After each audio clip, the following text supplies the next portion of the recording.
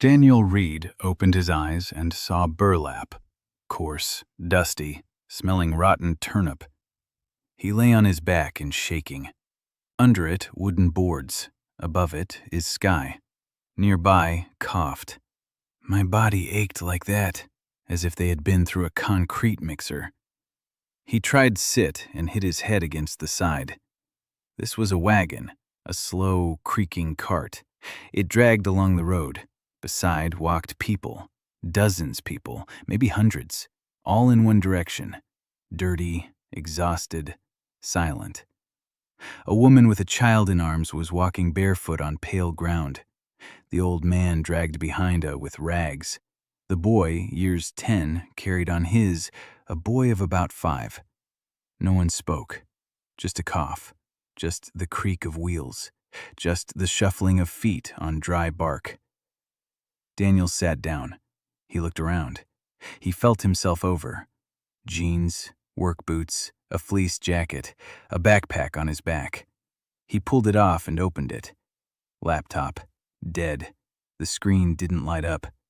Field notebook. A set of test tubes with soil samples.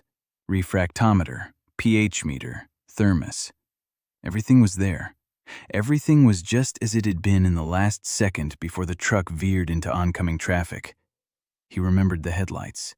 He remembered the impact. He remembered the thought about the report on the Fergana Valley. Then nothing. And now this. He looked at his hands. Unharmed. Not a scratch. Not a drop of blood. But he clearly remembered the impact. He remembered the crunch. He remembered how the steering column had been driven into his chest. Something like that doesn't happen without consequences. He felt his ribs, intact. He felt his face, intact. Either he was in a coma and this was the most vivid dream in the history of medicine, or he had died and ended up in some very dusty place. Or he really had ended up somewhere. Daniel looked at the ground beyond the side of the wagon, a whitish crust, distinct streaks. A sparse, stunted shrub with fleshy leaves. He recognized this shrub, or rather the type. Succulent, halophytic vegetation. It grows only on highly saline soils. He'd seen this in Uzbekistan. He'd seen it in Jordan. He'd seen it on the shores of the Aral Sea. This was saline soil, heavily saline, for kilometers on end. He leaned out of the cart and scooped up a handful of soil. He rubbed it between his fingers. White, crunchy, a crystalline structure on the surface. He licked it. Salty, very salty, sodium type. He knew it by taste. 12 years of work had taught him to identify the type of salinity with his tongue faster than any instrument. Sodium. That meant the soil structure was destroyed. The clay swells. Water doesn't drain. Classic. He looked at the horizon. Not a single tree, not a single patch of green, just a white plain under a gray sky. And people, an endless column of people heading west. Daniel exhaled quietly. He didn't know where he was. He didn't know when he was. He didn't know how he'd gotten here. But he knew one thing for sure. This land was sick, and he knew why. The driver turned around. An elderly man with sunken cheeks and lifeless eyes. He looked at Daniel, at his strange clothes, at his backpack. He said he didn't know where Daniel had come from. He said he'd found him unconscious on the side of the road 3 hours ago. He said he'd thought he was dead, but then he heard him breathing. Daniel asked where they were all going. The coachman said west, to Wallenreich. Everyone was going to Wallenreich, because there was nothing left here. Daniel asked what kind of place it was. The coachman looked at him as if he were crazy. He said it was the Wasteland, the Eastern Lands, the Duchy of Mural. Daniel asked why the land was like that. The coachman spat. He said that 300 years ago the mages had cursed this land. He called it the Salt of Oblivion. He said the rains were salty, the water in the wells was bitter. Nothing grows, nothing ever will. That's how it was. That's how it will be. The gods have turned their backs. Daniel listened in silence. Mages, a curse, the gods. He looked at his pH meter. He looked at his refractometer. He looked at the white earth beyond the rail. 300 years. Sodium-type salinization, lack of drainage, capillary rise, secondary salinization from improper or absent drainage. He'd seen it in the San Joaquin Valley, seen it in Karakalpakstan, seen it in the fields around the Dead Sea. The earth didn't know it was cursed. It knew only physics. Daniel scooped a handful of soil into a test tube, screwed on the cap. He put it in his backpack. Then he looked at the column of refugees, at the woman with a child, at the old man with a cart, at the boys. He didn't know how he'd ended up here, didn't know why, didn't know how to get back. But he knew what was happening here, and he knew what to do about it. The coachman asked who he was. Daniel paused. Then he said he was an engineer. The coachman asked what an engineer was. Daniel thought for a moment. Then he said it was a person who fixes things that are broken. The coachman grunted. He said that everything here was broken. Daniel nodded. He said that in that case, he'd have plenty to do. The convoy was heading west. Daniel rode along with them, but he wasn't looking at the road ahead anymore. He was looking at the ground, at the terrain, the slopes, the beds of dried-up streams, and the distinctive depressions that might be the remains of old canals. He was taking measurements. A professional habit is stronger than any shock. The width of the saline strip, the approximate depth of the water table, the direction of flow. He was calculating and estimating, and somewhere deep inside, in that place that had driven him from country to country for 12 years, from project to project, from one barren land to another, something stirred quietly within him. Not joy, not excitement, just a calm sense of recognition. He knew this challenge. The column reached the fork by evening. Most continued westward, but several dozen families turned south. The coachman said there was a camp there, Salty Ford, the last stop before the western border. Those who can no longer go on stay there. Daniel asked if there was water there. The driver said there was a stream, bitter, but you can drink it if you get used to it. Daniel climbed down from the wagon. He thanked the driver. He slung his backpack over his shoulder. He headed south, toward Salayani Broad. Selesny Ford turned out to be exactly that Daniel expected. Hundreds of people, tents made of rags, several half-ruined stone buildings. The smell of sweat and rot, children with bloated bellies, elderly people sitting by the walls with empty eyes. A stream flowed along the edge of the camp. Daniel walked to him first. He scooped up some water. He looked at the light. It was murky, with whitish sediment. I held to my lips, salty but not deadly. He took out a refractometer. He added some onto prism. I looked through the eyepiece. Electrical conductivity is about 8. For drinking, and for watering but it's not hopeless. He saw worse. On the Aral Basin, it used to be end 25. He walked along the stream. He looked to the banks. He found something I was looking for, a place where the stream eye a bend. On the side of the soil was slightly darker, slightly moister. The salinity is lower. This meant that here groundwater is closer to surface and slightly less salty than mainstream.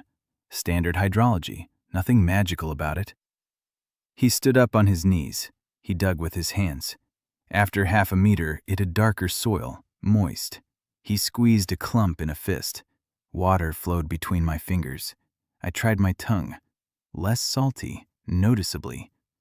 He recorded in notebook, coordinates, depth, soil, approximate salinity, then stood up. I brushed off my hands. He walked to camp. They was right away. Strange clothes, a strange backpack, a stranger. People looked with suspicion. Daniel didn't pay me. He was looking 2 things, ash and clay pots. Ashes found quickly. The fires were all the camp.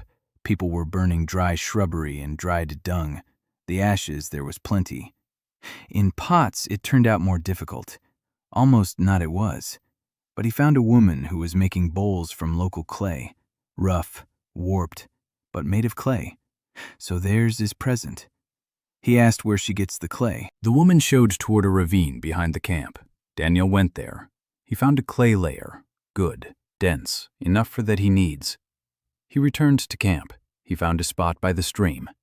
I sat down. I opened a notebook. I began counting. He needed a filtration system, a very simple one. The ash from the fire contains potassium carbonate. Potassium carbonate reacts with dissolved sodium salts and precipitates some of them, not all of them, but enough to reduce the salinity by 2 or 3 times.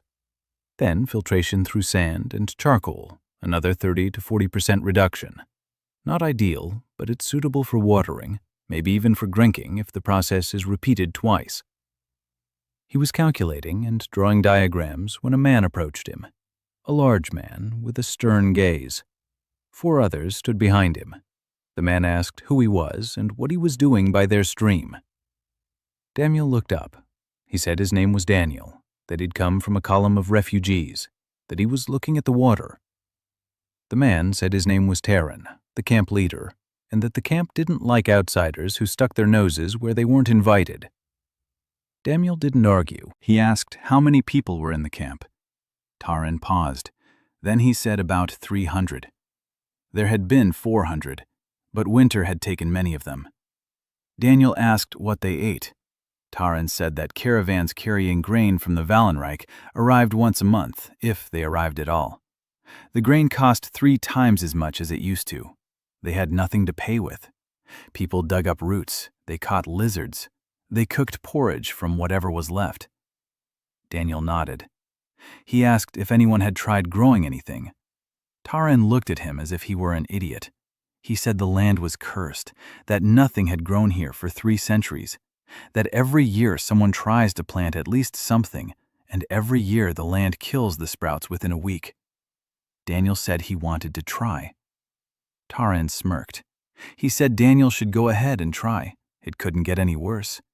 But he had to make sure not to touch anyone else's water or food supplies.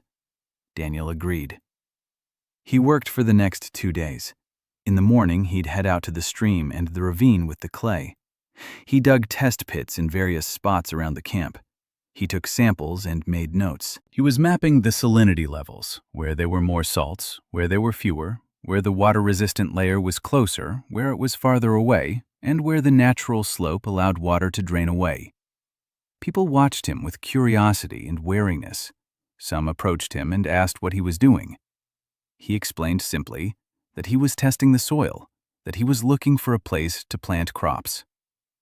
Most of them shook their heads and walked away, but one girl stayed.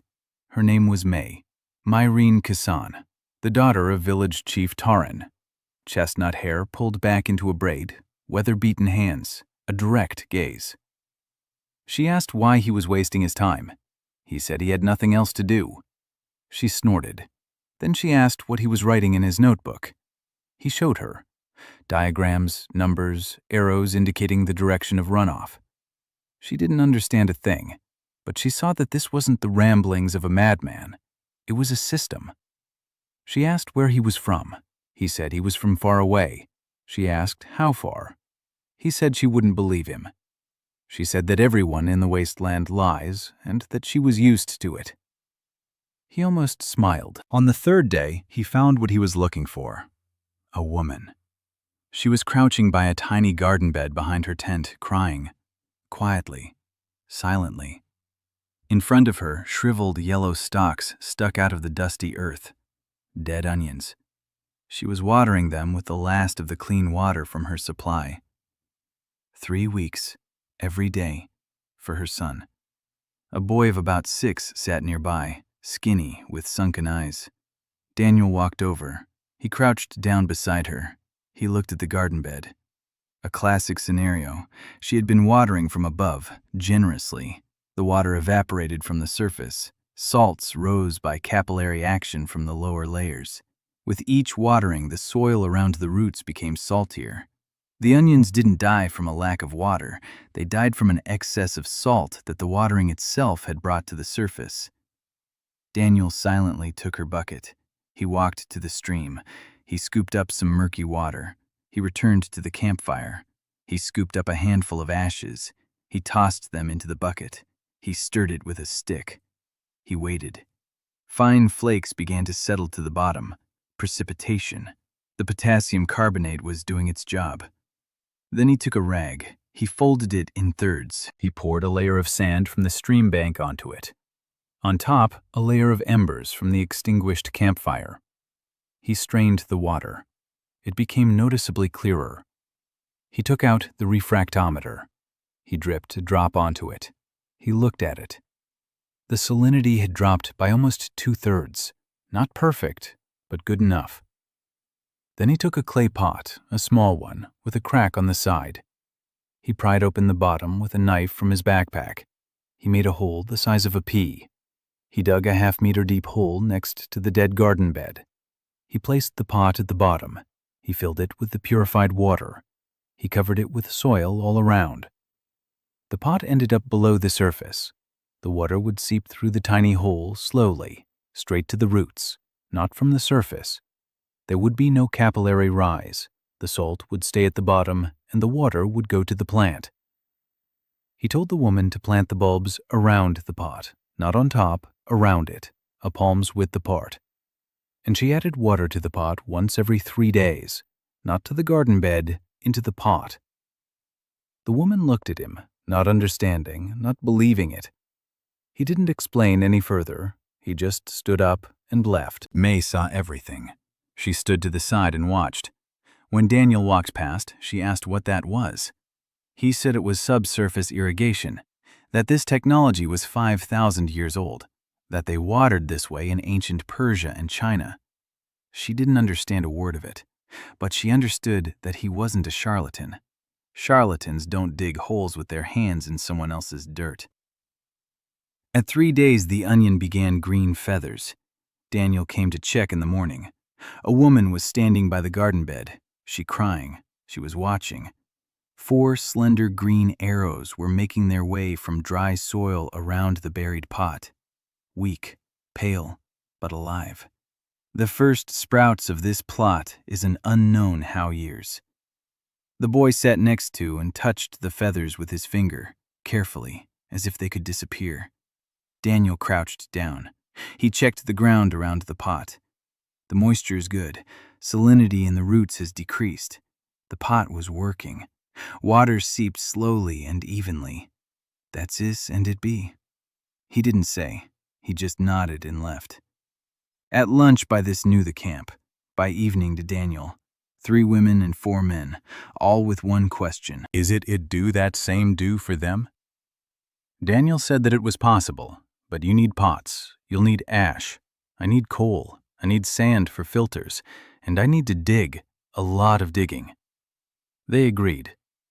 Next morning, Daniel took them to the ravine with clay. He pointed how to make pots in the shape, with thick walls, with one hole for bottom. Not big, about a pea.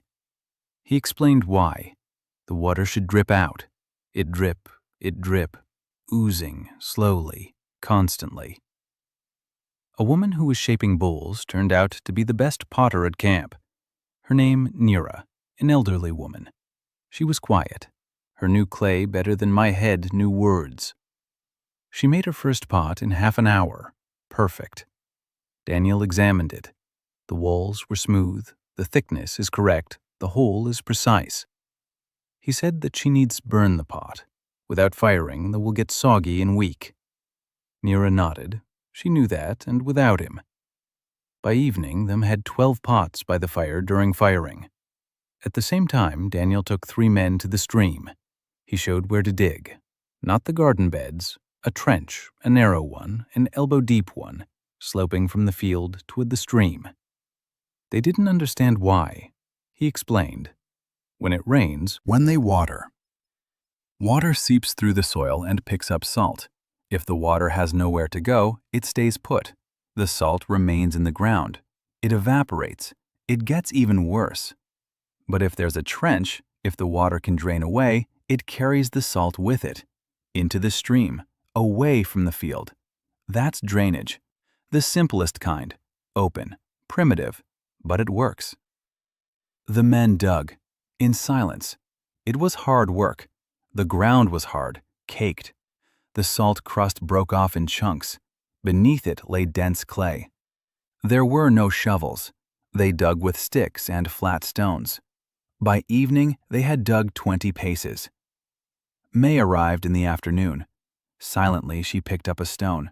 She began digging nearby. Daniel looked at her. She didn't look at him. She just kept digging. By the end of the first week, they had a small experimental plot, 5 steps by 10, with a drainage ditch along the edge, with 14 pots buried in it, with a simple filter made of ash and charcoal through which they ran water from the stream before pouring it into the pots. Daniel drove stakes into the corners. He stretched a rope between them. He marked out the planting zones. He planted whatever they had: bulbs, turnip seeds that one of the women had found, some local root vegetables that Daniel didn't recognize but which, according to Nira, had once grown here in abundance. The plot looked pitiful, a patch of dug-up earth in the middle of a white desert. But the drainage was working. After the first watering, the water passed through the soil and flowed along the ditch, murky, salty, carrying the salt away. Daniel measured the water at the drainage outlet. The salinity was 3 times higher than in the water at the inlet, so the flushing was working. The soil was releasing salt, slowly, but it was releasing it. He jotted it down in his notebook, and for the first time in days, allowed himself to breathe a sigh of relief. Taran came to take a look on the 3rd day after planting. He stood at the edge of the field. He looked at the damp, dark earth, at the tiny sprouts, at the ditch with its murky water. He said nothing. He left. May told Daniel later. She said that Taran had a son, a younger one. His name was Cole. He was 14. He had died of starvation 2 months ago, a month before Daniel showed up. May said this in an even voice, without tears. Cole was her brother. Daniel paused. He looked at her. She was looking at the field, at the tiny turnip sprouts pushing up through the soil around the clay pots. He didn't say he was sorry. He didn't say everything would be all right. He said that tomorrow they would start digging a second field, a bigger one, and that he needed her help with the calculations. How many pots per square meter, how much water per day, how much ash was needed for filtration. She nodded. That was more important than words. On the 10th day, what Daniel had both been waiting for and dreading happened.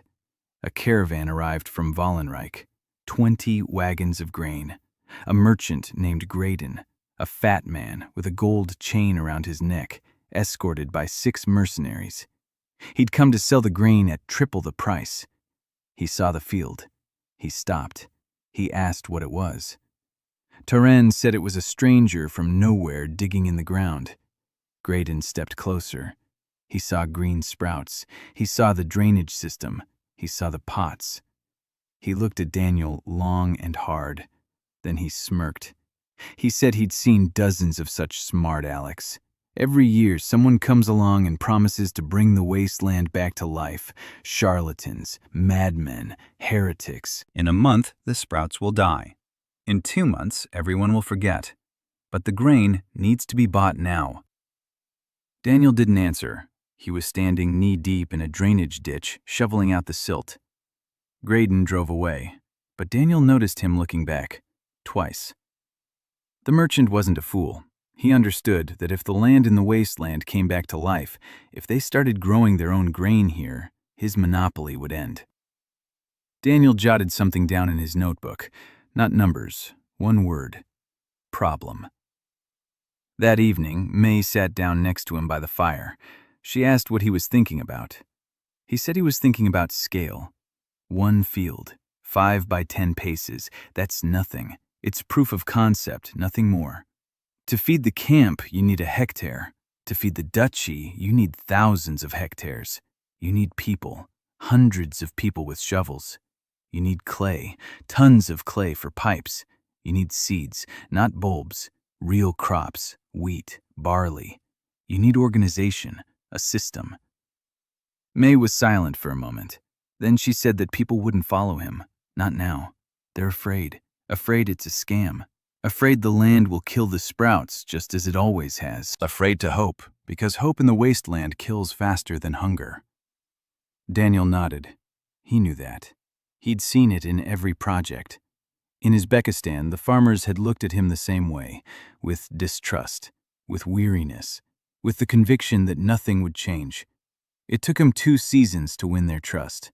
He told May that he didn't need everyone to believe him right away. He needed 10 people, 10 who would dig. The rest would believe when they saw the harvest. May looked at him. She asked why he was doing this. He could have gone west. He could have found a place with food and water. Why was he doing this? Daniel stared into the fire. Then he said that this was what he knew how to do, the only thing he knew how to do, to heal the land. And if he didn't do that, what was the point of him being here at all? May didn't say anything, but in the morning, she brought 9 people. With her, that made exactly 10. A crew. The team worked every day from dawn until sunset. 10 people, 4 women and 6 men, May among them. Daniel shared the work. 3 dug drainage ditches. 3 were sculpting and fired pots with nira. 2 carried water from the stream and let through filters. 2 were clearing a new plot of land. Daniel did. He dug. He took measurements, counted, explained, demonstrated. Again, explained it again. The difficult was explain the slope. Drainage groove must have slope, constant, uniform. Water must flow. Do not stand still. If the slope is small, the water will stop. If too large, it will erode the walls. 0.3%, 3 millimeters per meter. He measured with a rope and stake. He demonstrated how to check the water level in a hollowed-out log, the simplest level. People watched. They understand. Then they tried. We made mistakes. We tried again. In the end, the second week, 2 men were able to put forward a deviation on their own. Daniel recorded their names in notebook, Kieran and Brote, the first students. May thought it best of all. Daniel explained her the calculation water balance, how much water comes in, how much is used through evaporation, how much is absorbed, how much is carried away by drainage. It caught on quickly. She didn't know the terminology, I didn't know formulas, but I understood the logic. If you pour too much water, it will gnaw the salt. If you pour in too water, the plants will wither. There is a point of balance. You need to find and maintain it. She found that point for their field for 3 days of observations. Daniel checked. The error, fewer 5%. He said her that on Earth there is such a diploma. She didn't understand that a diploma, but I realized that he was complimenting me. The first month is over. The experimental field already pathetic. The turnips sprouted. Onions grew. Local root vegetables, which Nira called the word, which Daniel didn't remember, gave the first leaves. Salinity of the point, in planting, has by half. The drainage removed salt consistently. The pots worked. The filters were working. Everything was smoothly, just as it was work according to textbook. Daniel wasn't surprised. Physics is the same in any world. Water flows downward. Salt dissolves. Capillaries draw up moisture. Drainage carries it away. This doesn't require magic. It requires hard work and patience. But the camp was divided. Those who saw the field every day believed. The young people, families with children, those with nothing to lose. Those who could believe because the alternative was death. But the old folks didn't believe. They'd seen too many promises, too many charlatans. Old Tyrone, who'd been drinking bitter water for 20 years, came to the field in the 4th week. He stood there. He watched. Then he said that his father had tried planting, and his grandfather had tried. Everything died. Always. This land is cursed by the gods, and no holes with pots will change that. Daniel didn't argue. He walked over to Tyrone. He took out a refractometer. He showed it to him. He asked him to put a drop of water from the stream on the slide. Tyrone did so. Daniel pointed to the scale. Then he asked him to put a drop of water from the drainage ditch. Tyrone did so. Daniel pointed to the scale. The difference was obvious. The water from the drainage ditch was 3 times saltier than the water from the stream. That's because the drainage system was drawing salt out of the ground. Daniel said it wasn't a miracle, not a prayer, not magic. The water flows through the soil. It collects salt. It flows into the ditch. It carries the salt away. The more flushing there is, the less salt there is in the ground. It's not fast, it's not pretty, but it works. Tyrone stared at the scale for a long time. Then he left without saying a word. But the next morning, he came to the ravine for clay. He sat down silently next to Nira. Silently, he began to mold pots. His hands trembled with age. The pots came out crooked. Nira didn't say a word. She simply corrected his mistakes. By the end of the day, he had made 4 pots. Bad ones, but 4. It was a turning point, not a dramatic one, not an epic one. Just an old man who hadn't believed in anything for 20 years sitting down to make pots. Daniel jotted this down in his notebook. Not numbers, the date. Word of the field spread beyond the camp. First came a traveling merchant from a neighboring village, then 2 farmers from the south, then a family of refugees who were heading west but had heard along the way that in Soliani Broad, a stranger was growing onions on barren land. They turned off their path. They came to see. They saw.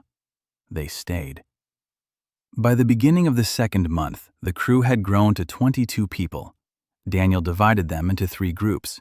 The first was digging a new field, a large one, a real one, 30 paces by 40, with a full-fledged drainage system and a network of 60 pots. The second group worked in the pottery workshop. Mira taught them. The third group built a filtration station by the stream. 3 stages of purification: ash, sand with charcoal, and a settling tank. Daniel drew a diagram, showed the dimensions, and explained the principle. May supervised the construction. She turned out to be a natural organizer. She didn't yell or pressure anyone. She simply set a task, checked on it, made corrections, set the next one. People listened to her, maybe because she was the village head's daughter, maybe because she dug alongside everyone else and her hands were just as dirty. Daniel made her forewoman. She accepted it without a word. She just nodded and went to work. Something important happened in the 6th week. Daniel was digging a deep test pit at the edge of a new field. He was checking the depth of the water table. He dug and dug. At a depth of just over a meter, his shovel struck stone. Not ordinary stone, a worked stone, flat, smooth, with even edges. Daniel cleared it away. It was a slab, a stone slab 2 paces long, laid at an angle with a channel down the center. Daniel froze. He stood in the pit and stared at the slab. He knew what it was. It was a fragment of a drainage channel, a stone one, engineered, with a calculated slope, with a channel to carry away water. Someone had built a drainage system here, a long time ago, a very long time ago, out of stone, professionally. He cleared away some more. The slab extended into the wall of the pit. It stretched further. He couldn't dig it all up, but the direction was clear. The channel ran from east to west, toward the stream, just as Daniel would have built it, just as he was building it right now, only out of stone, only 1,000 years ago, or more. He sat down on the edge of the pit. He looked at the stone channel. His hands trembled slightly, not from fear, from recognition. Someone had already done this here. Someone knew, someone built it, and someone destroyed it. He didn't tell anyone, not yet. He filled in the test pit. He marked the spot in his notebook with a cross. That evening, he sat by the campfire and thought. If there had been a drainage system here, a real one, an engineering marvel, then salinization wasn't inevitable. That meant these lands were once healthy, not because of magic, but because of infrastructure. And the salt of oblivion, the mage's curse. It wasn't a curse in the mystical sense. It was the destruction of infrastructure. The mages destroyed the drainage system. They blew up the canals. They filled in the channels, and without drainage, the water rose, the salts rose. The land died, not from magic, from physics. The same physics that killed the Aral Sea, the same physics that salted up Mesopotamia 4,000 years ago, the same physics that is destroying the fields in California right now, or rather was destroying them, in the world from which he came. May sat down next to him. She asked why he was silent. He said he was thinking. She asked what about. He said about the scale. She thought he was talking about the field. He was talking about the continent. On the end the second month at Camp the Duchess, not in a parade, not with an army, on horseback, with 4 bodyguards and 1 advisor, Evelyn Dorn-Morall dismounted at edge of the camp. The dark traveling clothing, light brown hair pulled back into a bun, gray-green eyes, shadows under them. Taryn met her at the gate. He bowed. She said that he not bow. She asked where that man about he they is being written about. Taryn took her to the fields. Rumors reached to her in 3 ways. From Merchant Grayton, who wrote to his partners in capital, from a wandering itinerant who told in the markets that in Solyan Broad a holy fool stranger grows onions on cursed land, and from her own manager to whom the peasants from the south told about water that carries away salt. Evelyn arrived to expose the charlatan. She'd seen dozens of them. Every year someone came with promises, mages, alchemists, preachers. All promised to bring the earth. All took the money. Everyone disappeared. She was ready to see that very thing, a trick, a deception, substitution soil, imported water, whatever you want. She saw a field, a real field, 30 steps to 40, from even rows of green sprouts, turnip, onions, local root vegetables, barley of which as also had when the rumor reached to her. The seeds of barley brought a merchant from the south. Daniel planted them 2 weeks ago. They have sprouted. Evelyn was standing at the edge of the field. She was watching. The advisor beside her with her began to say something about a possible substitution. She raised her hand. He fell silent. She stepped closer. She con crouch. She touched the earth. Dark. Damp. Not white. Not salty. She took a handful. She rubbed between her fingers. I looked at it. I sniffed it. It had grown in Miral. She knew what dead earth should be. This earth was not dead. She stood up. She asked where that man was. They pointed him out to her. Daniel was standing waist deep in a trench at the far end of the field. He was digging a new drainage line. Dirty, sweaty, unaware that the Duchess was standing 20 paces away. May ran up to him. She said something.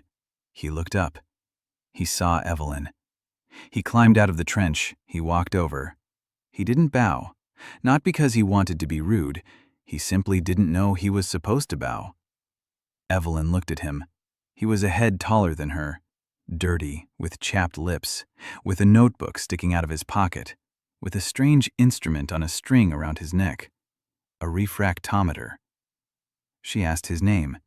He introduced himself, Daniel Reed. She asked where he was from. He said from far away. She asked how he did it. He paused. Then he asked how much time she had. She said as much as it took. The next 2 hours were the strangest of Evelyn's life. Daniel led her across the field. He pointed out the drainage ditches. He explained how water carries away salt. He showed her pots buried in the ground.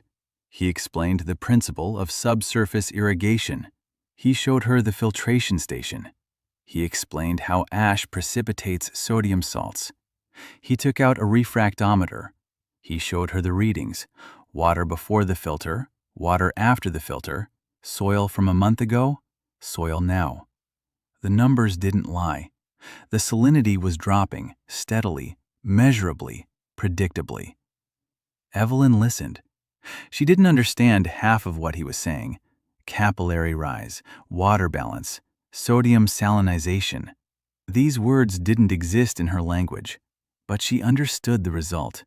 The land that had been white for 3 centuries had turned dark. The water that had been bitter had become fresh. The plants that were supposed to die were growing. She asked if he could do this on a larger scale, not a field, a village, a region. He said he could, but he needed resources, people, hundreds of people, clay, tons of clay for pipes and pots, tools, real shovels, pickaxes, wheelbarrows, seeds, not bulbs, real crops, wheat, barley, legumes, and time.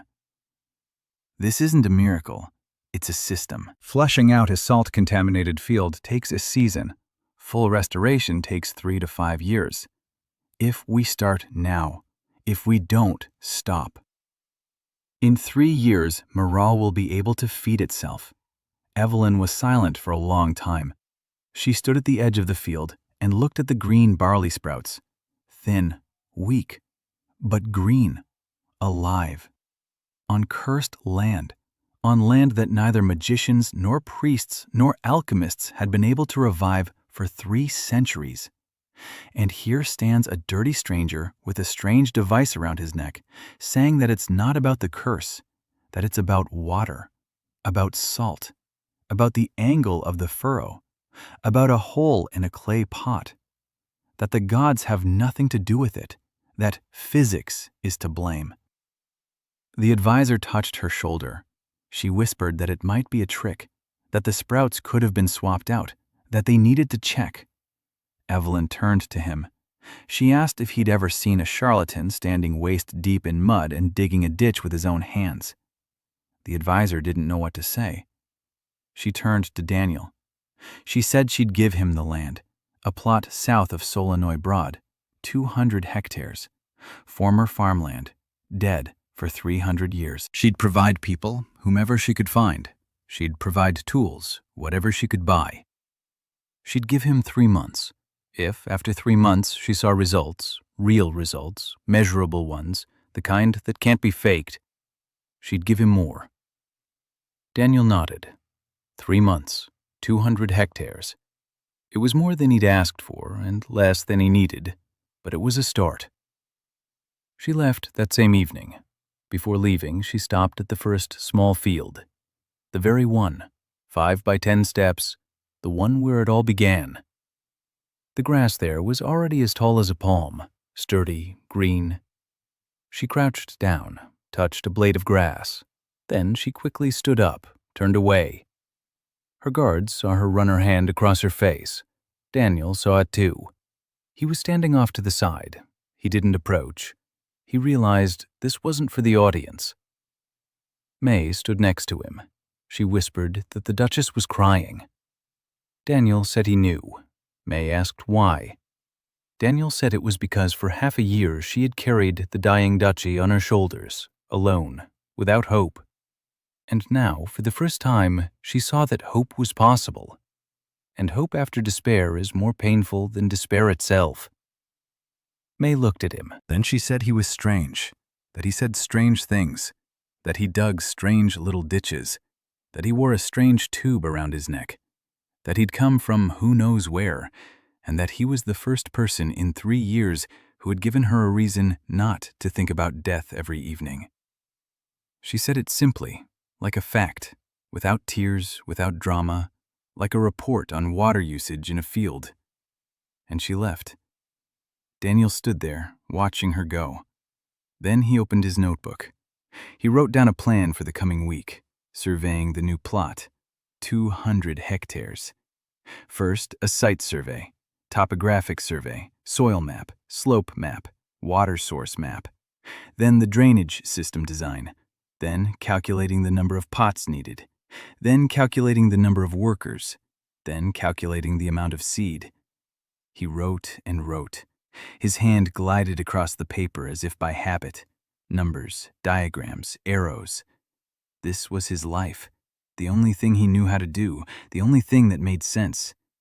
And for the first time in all 12 years of his work, for the first time ever, it seemed to him that this made more sense than ever before. 200 hectares. Daniel stood on a hill and looked at them. The white plain stretched the horizon. Not a single green spot, not a single trace of life. Only a salt crust, dry rivers, remains of stone fences that once enclosed someone's fields. 300 years ago here, people. They sowed, they harvested their harvest, they raised children. Now it's a desert. He went down from the hill. He began work. The first weeks he went around the area from one end to an edge. One, with notebook, with a refractometer, with a rope on which every step was tied a knot. Homemade measuring. He measured slopes. He took soil of the soil every 50 steps. He took notes. I drew a map. By the end of the second week, he had a picture. The section was divided into 3 zones. The northern part is closer to the stream, salinity moderate, water resistance at a depth of 1.5 meters. There's a chance for a quick flush in one season. The central section, salinity is severe, water table deeper, requires significant drainage system, 2 seasons at a minimum. South part, salinity is critical, the crust in a finger thick. Here is where we start not with the grow, but with a wash. Minimum 1 year only for reduction salinity to an acceptable level. It drew up a plan. Start from the north, prove the result, move towards south. Resources arrived in a week after the Duchess. Not much, but noticeably. 20 shovels, 10 picks, 5 wheelbarrows, a bag of seeds barley, a bag of some local legume. And people. 40 people from the surrounding villages. The Duchess sent them by orders. To work under the leadership a stranger, to help, don't interfere. They arrived on their guard, gloomy. Half of them believed they'd been sent on a pointless mission to satisfy the whims of a young duchess who'd grasp at any straw. Daniel gathered them in the morning. He didn't give any speeches. He didn't promise miracles. He led them to the first field in Solyoni Broad. That very one. 5 by 10 paces. The onions were knee-high. The turnips had produced root vegetables. The barley had sprouted its first ears. On land that everyone had considered dead. The men watched in silence. Then one of them crouched down. He touched the soil, brought it to his face, sniffed it. He looked up at Daniel, asked how. Daniel said he'd show him. And he did. The following month was the hardest of his life. Harder than Uzbekistan, harder than Jordan. There he'd had equipment, excavators, bulldozers, laser levels, GPS stations. Here he had shovels and ropes with knots. There he had a team of engineers. Here he had farmers who had never heard the word drainage. He worked 18 hours a day, marking, digging, training, supervising, more training, more supervising. May worked right beside him. She became his right-hand woman. She translated his thoughts into language the farmers could understand.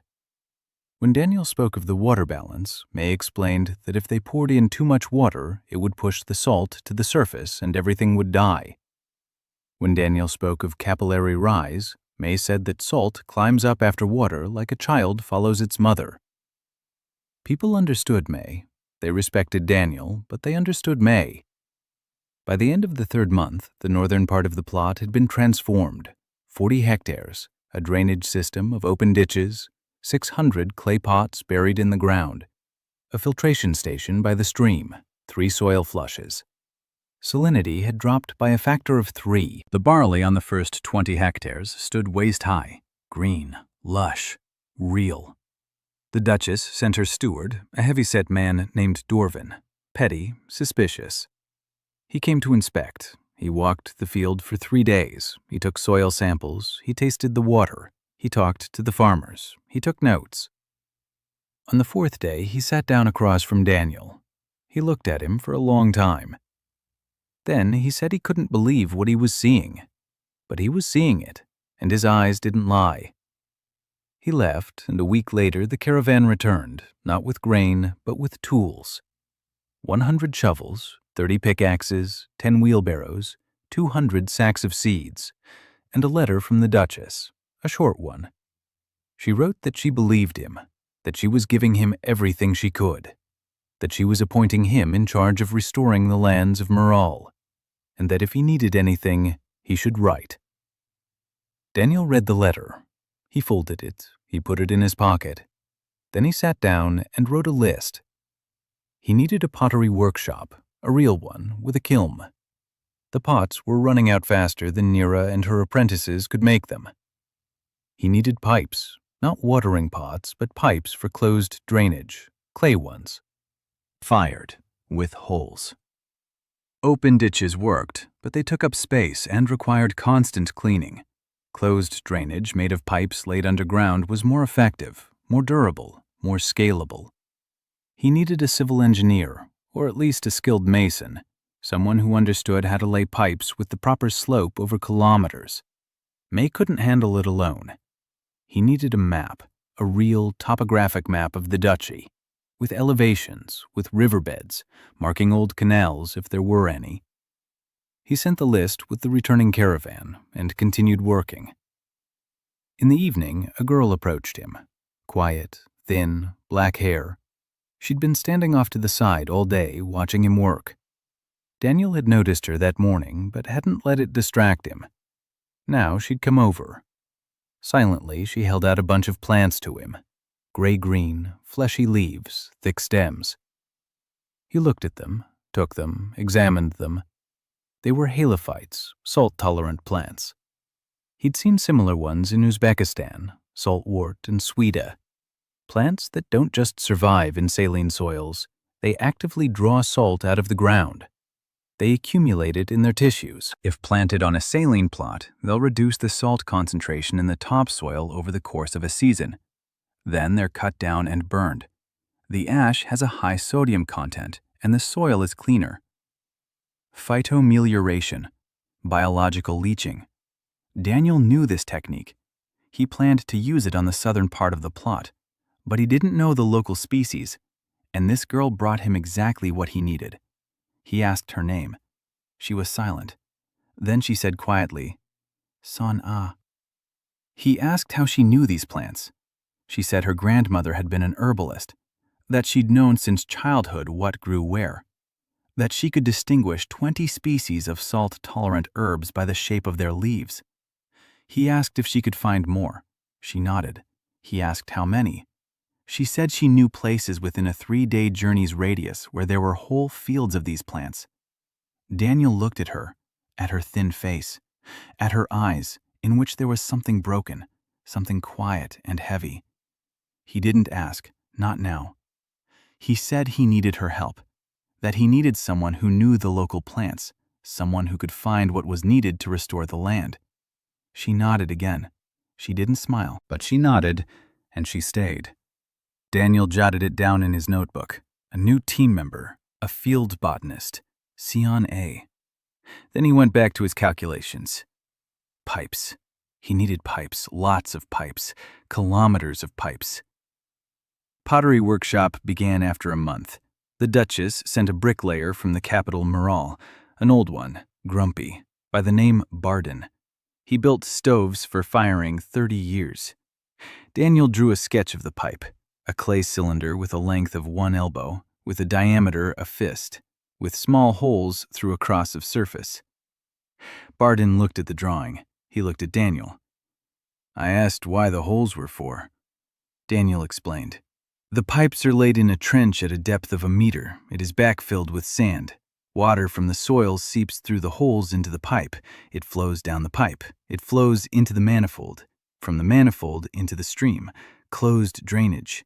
No need to clean the grooves. You need to arable land on open canals. Pipes have been for decades. Barden listened. He scratched his beard. Then he said that this is the strange thing I've had for 30 years of work. But if this stranger pays, or rather if the Duchess pays, he will do it. In 2 weeks, they issued 50 pipes per day. After a month, 100. Nira led the potters. 17 people were shaping pipes from morning until evening. Barden kept an eye on the firing. Daniel checked the quality of each batch. He tapped on pipe. He listened to the sound. A smooth ring means a good firing. A dull thud means it hasn't burned through. A pipe will get soggy in a year. It's defective. At the same time, work in fields did stop. Daniel began laying first line of drainage to central section, a trench with a depth of 1 meter. The bottom is lined with fine gravel, which the farmers collected from nearest hills. The pipe was laid at a slope 0.3%, measured with a rope and a homemade level, filled in with gravel, then with sand, then with soil. The first line, 200 meters, 10 days of work for the crew of 15 people. May counted. To cover the drainage 100 hectares, you need 50 kilometers of pipe. For production, 100 pipes per day. Each pipe is an elbow. That's about 50 centimeters. 100 pipes is 50 meters per day. 50 kilometers is 1,000 days. Almost 3 years, just for manufacturing pipes, not including installation. It showed her calculation to Daniel. He looked at it. He nodded. He said that he knew. That needs to scale production.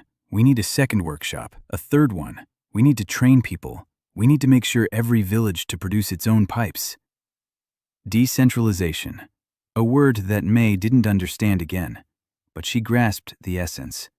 Not one big workshop, many small ones in every village. Sion Ah returned from her first expedition. She brought back seeds, a sack of salt-tolerant grass seeds. She had walked east for 3 days. She found thickets at the bottom of a dried-up lake. There, these plants grew on their own, without watering, without tending, because they were made for this land. Daniel poured the seeds onto a cloth. He examined them. He sorted them by type. 4 types, 2 for heavy clay soils, 2 for light sandy soils. He asked Sion Ah what they were called. She gave them their local names: white solyanka, bitterroot, gray grass, river salt. He wrote them down. Next to each, he jotted down the Latin equivalents that came to mind, not exact but close. He planted the first batch on the southern plot, the most saline one, the part where nothing else could grow. He simply scattered the seeds across the surface, sprinkled a little soil on top, watered them from pots. A week later, the plot was covered with gray-green growth, short, stiff, unsightly, but alive. The farmers watched in bewilderment. They asked why he was planting grass that couldn't be eaten. Daniel explained, "These plants eat salt. They draw it out of the ground. In 3 months, they'll be cut down, burned, and the soil will be cleaner, and barley can be planted there." Not everyone understood. Not everyone believed him. But they stopped digging and asking why. The results on the northern plot spoke for themselves. The barley there stood chest high, golden, heavy. 3 weeks remained until harvest. The first real harvest on that cursed land in 300 years. At the end of the 5th month, Hannah Waldron arrived. Daniel hadn't called her. She came on her own. Red hair, a scar above her eyebrow, a leather jacket, 3 knives, a wagon loaded with sacks. She stopped at the edge of the field. She looked at the barley. She looked at the people working in the trenches. She looked at the pottery workshop smoking on the hill. Then she found Daniel. He was sitting on the ground, sketching a layout of the drainage lines for the next section. Hannah sat down across from him. She said she'd heard about him, that the entire trade route from Solani Broad to the western border was abuzz with talk of him, a stranger who brings dead land back to life. Some say he's a magician, others say he's a prophet, still others say he's mad. She said she'd brought what he needed, wheat seeds, real ones, winter wheat, from Wallenreich, smuggled. Because 3 months ago, Wallenreich banned the export of seed grain to the Wasteland. Daniel looked up. He asked why they'd banned it. Hannah smirked. She said he really didn't understand. She said that the Wallenreich had been feeding the Wasteland with grain for 300 years. It was their main source of income, millions of gold pieces annually. If the Wasteland started feeding itself, the Wallenreich would lose half its trade volume. They weren't fools. They already knew what was going on here, and they wouldn't let it continue. Daniel was silent. He knew this moment would come. He'd known it ever since the day Merchant Graydon looked out over his field. Politics, economics, interests. The land doesn't know it's cursed. But people know they can profit from someone else's curse. He asked Hannah how much the seeds cost. She named a price. 3 times the market price. Smuggling, risk, markup. Daniel said he didn't have the money. She said she knew. She said she'd take payment in grain, after the harvest. 10% of whatever grew from her seeds. He agreed. She looked at him intently. She asked who he was, not his name, not where he's from, who he is, why he does what he does. He said he fixes things that are broken. She snorted. She said she'd heard that before, that it wasn't an answer. He remained silent. She stood up. She said she'd unload her cargo and leave, that she'd be back in a month, and that if he needed anything else, she'd find it, for money, or for grain, or for something else. She's a merchant. She transports goods. That's her job. Daniel watched her walk away. Then he turned to May, who was standing nearby, listening. May watched Hannah's retreating figure with an expression Daniel couldn't read. Then she said that this woman couldn't be trusted. Daniel said they needed wheat seeds, and wheat doesn't ask who brought it. May snorted. It sounded very much like the way Hannah had snorted a minute ago. Daniel didn't comment on it. 3 weeks later, they harvested their first crop of barley, 20 hectares. The yield was low, about 1/3 of normal. But it was a harvest, a real one, on land that hadn't yielded anything for 3 centuries. They poured the grain into sacks, 47 sacks. Terrence stood there counting. He counted the sacks, his lips trembling. Daniel stood beside him, silently. May was silent too. The whole camp was silent. 47 sacks of barley, grown on dead soil, with their own hands. Then someone laughed. Then someone else. Then they shouted. Then they cried, all at once. Daniel stepped away. He sat down on a rock off to the side. He opened his notebook. He jotted down the numbers. Yield, water usage, losses, what needed to be improved in the next cycle. His hands were steady, but inside something warm and heavy was churning in his chest. Just like in Uzbekistan, just like in Jordan. When you see that it works, that it turned out right. That the earth responds, the same every time, and every time it feels like the first. Rumor of 40-70 sacks of barley spread across the wasteland across 2 weeks, through Miral in month, per the continent per 2. People came to Solani Broad. At first, one at a time, then in families, then entire villages. Refugees who were toward west turned back and walked back. They heard. They did not believe it, but went to check it out. Daniel didn't keep up. Every day new faces, new questions, new hands that needed to be trained. He organized training. Not a school, not an academy, just a place at the first field. In the morning, I was gathering the new recruits. I demonstrated the drainage. I explained the pots. I explained filters. Explained the slope. Then handed a shovel and placed in pair with an experienced, a master. Learn by doing. Other methods from him did. May took her take the organization. She assigned people into teams. I kept the records. Who came, when they came, what can do, where is headed. She started for this her notebook, a thick one, made of coarse paper that Barden made from rags. Her handwriting was large and uneven, but the entries were accurate. Daniel checked them. He admired them in silence. 6 months into the work, Julia Tern arrived at the camp, a fertility mage from the Wallenreich. She arrived with a letter of recommendation from the Chamber of Commerce. She introduced herself as a researcher. She said she was interested in new methods of agriculture.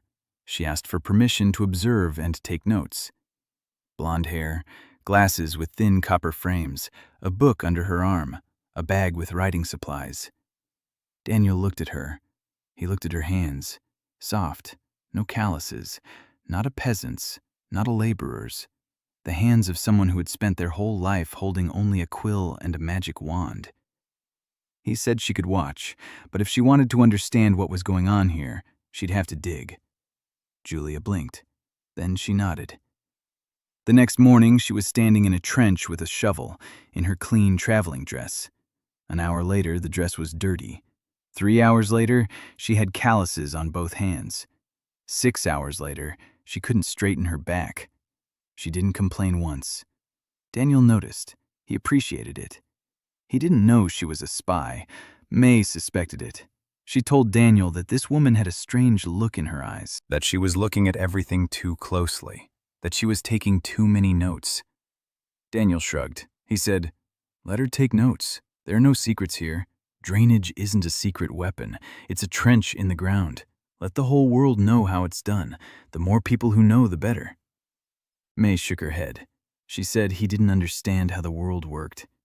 Daniel said she was right. He didn't understand. But the earth is the same everywhere.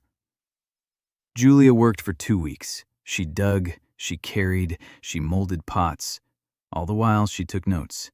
Every evening, she sat by the campfire and wrote, page after page, drainage diagrams, pot designs, filter recipes, slope calculations.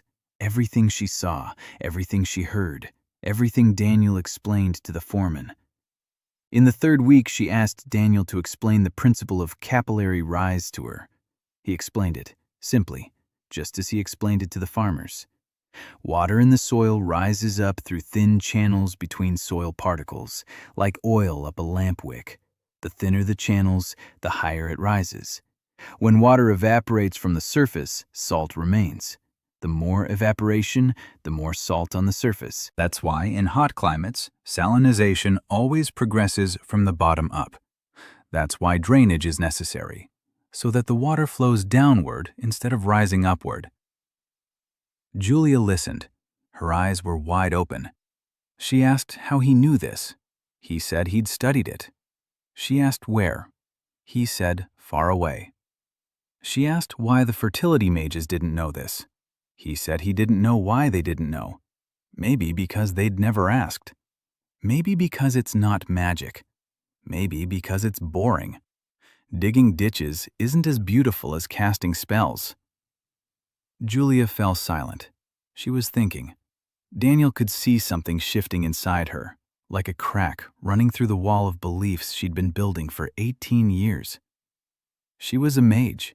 She believed that magic was the highest form of knowledge, that if magic couldn't solve a problem, then the problem was unsolvable. And here was a man without a single drop of magical power solving a problem that mages hadn't been able to solve for 3 centuries. With a groove, a pot, a handful of ashes. He didn't argue with magic. He didn't mock it. He didn't say that magic was useless. He simply did what worked. And magic didn't work. In the 4th week, Julia asked to see the refractometer. Daniel handed it to her. He explained how to use it. Drop a drop of water onto the prism. Look through the eyepiece. The scale shows the concentration of dissolved substances. The higher the number, the more salts there are. Julia dropped a drop. She looked. She dropped another sample. She looked. She dropped a 3rd. For 3 hours, she couldn't tear herself away. She forgot she was a spy. She forgot why she'd come. She forgot about the report she was supposed to send to the guild. She looked into the little device and saw a world she'd never seen before. A world that was measurable, predictable. A world where you could look at a number and say what would happen tomorrow. No guessing, no praying, no hoping, just knowing. That evening, she sat alone for a long time. She looked at her notes. Then she took a magic wand out of her bag, a small one, made of white wood, with a fertility stone at the end. She held it in her hands and thought. Then she put it away again. She didn't throw it away, but she put it away. Daniel didn't see this, but Siana did. Siana saw a lot. She was quiet, almost invisible, but her eyes noticed everything. She didn't tell Daniel about it, not because she was hiding it, but because she wasn't used to speaking yet. 2 weeks ago, Daniel gave her an assignment to compile a catalog of all salt-tolerant plants within a radius of 100 kilometers, where they grow, what they look like, in what kind of soil, and at what salinity levels. She was gone for 5 days. She returned with a bag of samples and a notebook containing drawings of 63 plant species with roots, with leaves, with seeds, with notes on the soil and water. Daniel looked at that notebook for half an hour. Then he said it was the best field guide he'd ever seen. Sona didn't answer, but the corners of her lips twitched slightly, almost a smile, the first one in all the time he'd known her. The first attempt took place on the 7th month, at night. Daniel was sleeping in his tent at the edge of the field. I woke up to a sound, not loud, the fabric. Someone was cutting the canvas tent from the back side. It didn't move. He was lying there, listening. The blade passed through the fabric. A hand slipped inside. Daniel rolled over to the side. He stood up to his feet. In front of him in the opening tent stood a man. Dark clothing, hood, a knife. Professional, tight-fitting, for a quick strike. Not robber. Bandits don't cut tents. Bandits enter from the front with shouting. This was a mercenary. Daniel didn't know how fight. He could handle with weapons. 12 years he traveled through hot, but never did take in anything more dangerous, a shovel. He did the only thing he could. He screamed, loudly, at the camp. The mercenary dashed forward. Daniel jumped back. He stumbled over his backpack. He fell. The knife went over him. Close. He felt the movement of the air on his face. Then a scream from outside, the sound of feet, torches. People were running toward the tent. The mercenary retreated. He dived into the opening. He disappeared into darkness. When they first people, Daniel was sitting on the floor of the tent. He was heavily. His hands were shaking. May ran over alone among first, with a dip in hands. She saw a crack. I saw Daniel on the floor. Her face turned pale. She searched the tent. I searched the area around me. Nothing. The mercenary had left. Professional, without a trace. In the morning, Daniel inspected the scene. He found one thing, a button, a copper one, with coat of arms. He showed Hannah when she arrived from yet another batch of seeds via 2 days. Hannah looked at Button. Her face became stiff. She said that it button from uniform Wallenreich Trade Guard, an elite unit. Reports to not the Crown, but the Chamber of Commerce. Chamber of Commerce? Those very people who guard grain caravans and eliminate those who interfere trade. Daniel nodded. So Wallenreich. So already just a ban on export seeds, so the decision regarding its removal has been made. Hannah said that he needed security. He said that he had money for security. She said that this is not a matter of money. It's a matter whether will or he to next harvest. Daniel wrote to the Duchess. In short, without details, he asked people for security. Evelyn sent 10 soldiers, garrison soldiers, not the best ones, but armed, and a letter.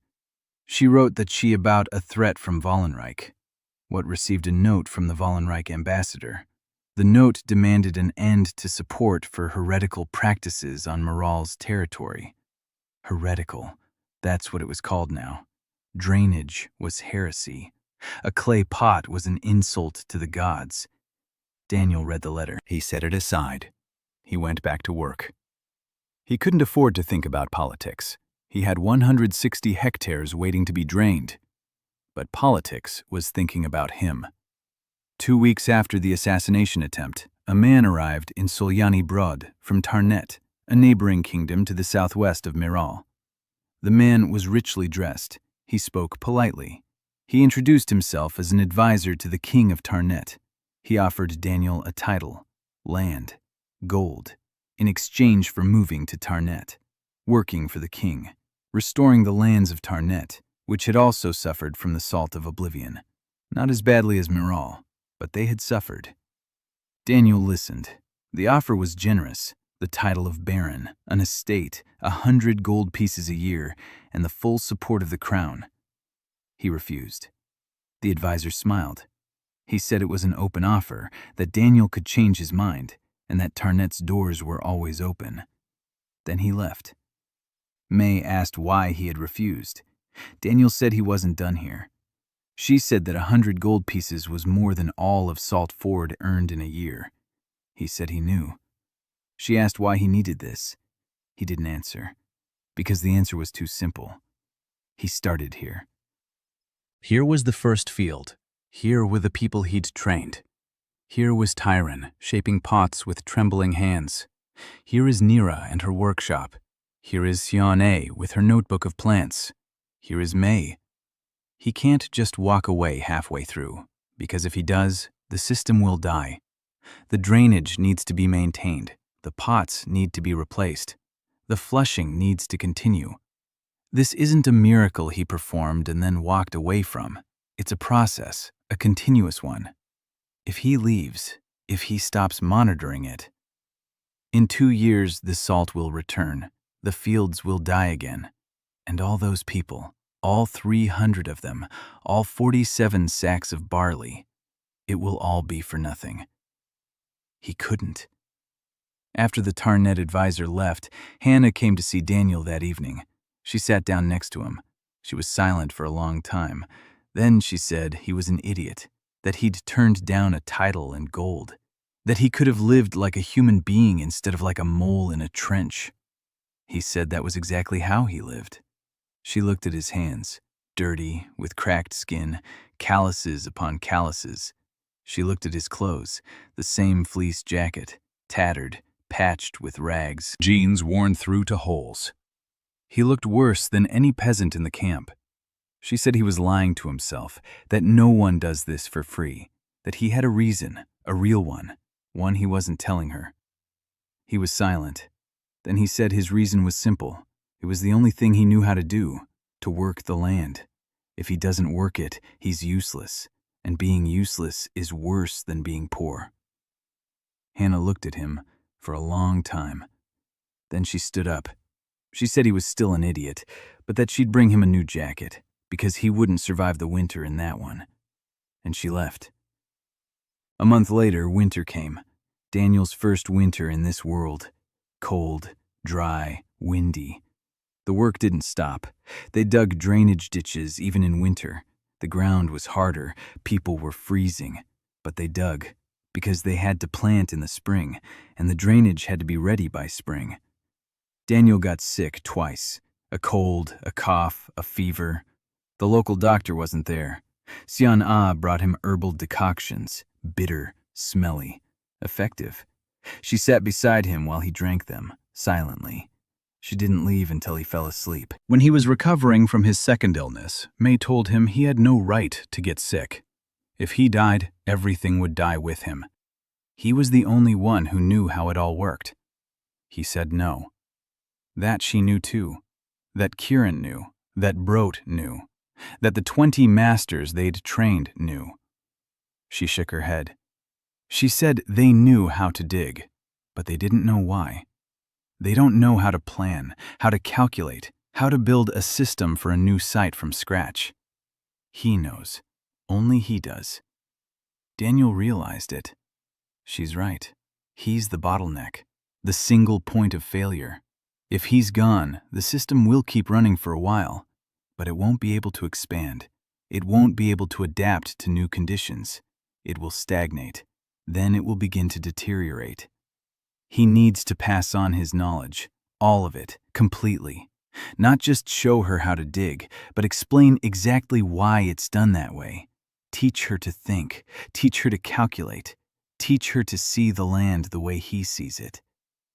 He began to truly teach May, not for foreman work, engineering. 2 hours every evening, by the light of the campfire, with a notebook, with drawings, water balance, types of salinization, drainage calculations, determining slope. She studied voraciously, like a hungry person eats. Questions, questions, questions. He answered them all, patiently, in detail, as if he were explaining it to a university student who wasn't there. Winter passed. Spring began. Daniel stood at the edge of 75 hectares of prepared land, with drainage, with pots, with filters, ready to receive the seeds. Hannah brought the wheat, real wheat, winter wheat, 3 carts, smuggled past 2 checkpoints, with a knife scar on her forearm that hadn't been there before. Daniel asked what had happened to her arm. She said nothing. She'd cut herself. He didn't believe her. She didn't press the matter. Planting began on the first warm day. The wheat sprouted on the 8th day. 150 hectares. A green field on the horizon to the horizon. There, where 3 centuries, it white dead plain. People stood at edge and watched. No one said speak. Words were not needed. Liz Morale arrived at early spring. Her younger sister of the Duchess, 16 years old, light hair, a smudged face. She arrived without her sisters, ran away from the palace. She galloped on a half a day of the journey. When the Duchesses arrived for her a day, Liz was already standing on knee-deep in trench and passed to Daniel clay pipes. The guards reported to the Duchess. Evelyn sent a letter, a short one, addressed to Daniel. She asked to keep an eye on after my sister. She didn't the order to bring her back. She just to keep an eye on it. Daniel showed the letter to Liz. She shrugged her shoulders. She said that her place here, that in palace she of boredom and uselessness. What is she can do something real? He didn't argue. He just owed her shovel. Liz turned out to be tireless. She asked 1,000 questions all day, literally. May counted them. Why pipes with holes? Why slope exactly is it like this? Why the pot and not just watering? Why is this grass reduces salt and this no? Daniel replied to each one. No, because that was patient. It was that she was asking the right questions. Her questions were not childish, they were systemic. Why does it works? How is it to that? What will if change one element? After 2 weeks, he realized that she are an engineering mind. After a month, she considered the slope for the drainage lines on her own. After 2 months, she could identify types of salinity by the taste of the water just as well as he could. He made her his second apprentice. After May. But while May was a hands-on person, an organizer, a doer, Liz was the brains. She saw patterns, connections, systems. She reminded him of himself at 22, only hungrier, only angrier, only with fewer textbooks and more calluses. Meanwhile, Julia wrote her first report to the guild. She had been working at the camp for 3 months already, spying, taking notes. But the report turned out strange. She described everything she had seen: drainage, pots, filters, phytomelioration, calculations, results. And at the end, she wrote that the stranger's methods worked, that they demonstrably reduced salinity, that the harvest was real, and that 3 centuries of fertility magic hadn't achieved what this man had done in 8 months with a shovel and clay pipes. She sealed the report, handed it to the courier, and immediately regretted it, because she knew what would happen next. The guild would not be pleased. 6 weeks later, a reply arrived, not from her immediate superior, from Master Kalden Wara himself, the head of the Valenreich Guild of Fertility Mages. The reply was polite, cold. Master Kalden thanked her for the detailed report. He asked her to continue her observations, and he informed her that the guild was sending an inspection commission to Morale. 5 fruit-bearing mages. The purpose of the inspection? To verify the claims regarding the restoration of salt-affected lands using non-magical methods. Julia read the letter. Her hands were trembling. She knew what a guild inspection commission was. It wasn't an audit. It was a trial. They would arrive. They would inspect the fields. They would conduct magical tests. And they would declare that the results were fraudulent, or that the land had come back to life thanks to residual fertility magic rather than drainage, or that Daniel's methods were dangerous and violated the divine order. There were many possibilities. The outcome was the same: discrediting, a ban, destruction. She went to see Daniel. For the first time in 3 months, not as a spy, but as a human being. She sat down across from him. She was silent for a moment. Then she told the truth. That she wasn't a researcher. That she was a fertility mage. That the guild had sent her to spy. That she'd written a report. And that a commission was on its way. Daniel listened, silently, his face expressionless. When she finished, he was silent for a moment. Then he asked what was in her report. She said the truth, that his methods work. He asked why she was telling him this now. She said it was because the commission wasn't coming to investigate. The commission was coming to destroy, and she didn't want to be a part of that. Because over the past 3 months, she'd seen the land come back to life. She'd seen people eating. She'd seen children stop coughing. And if everything she knew about magic was true, then this was impossible. But it's happening, so not everything she knew was true. Daniel nodded. Then he said that the commission might come, that he wouldn't hide, that he'd show them everything, the fields, the drainage, the numbers. Let them check, let them measure, let them test. The truth isn't afraid of scrutiny.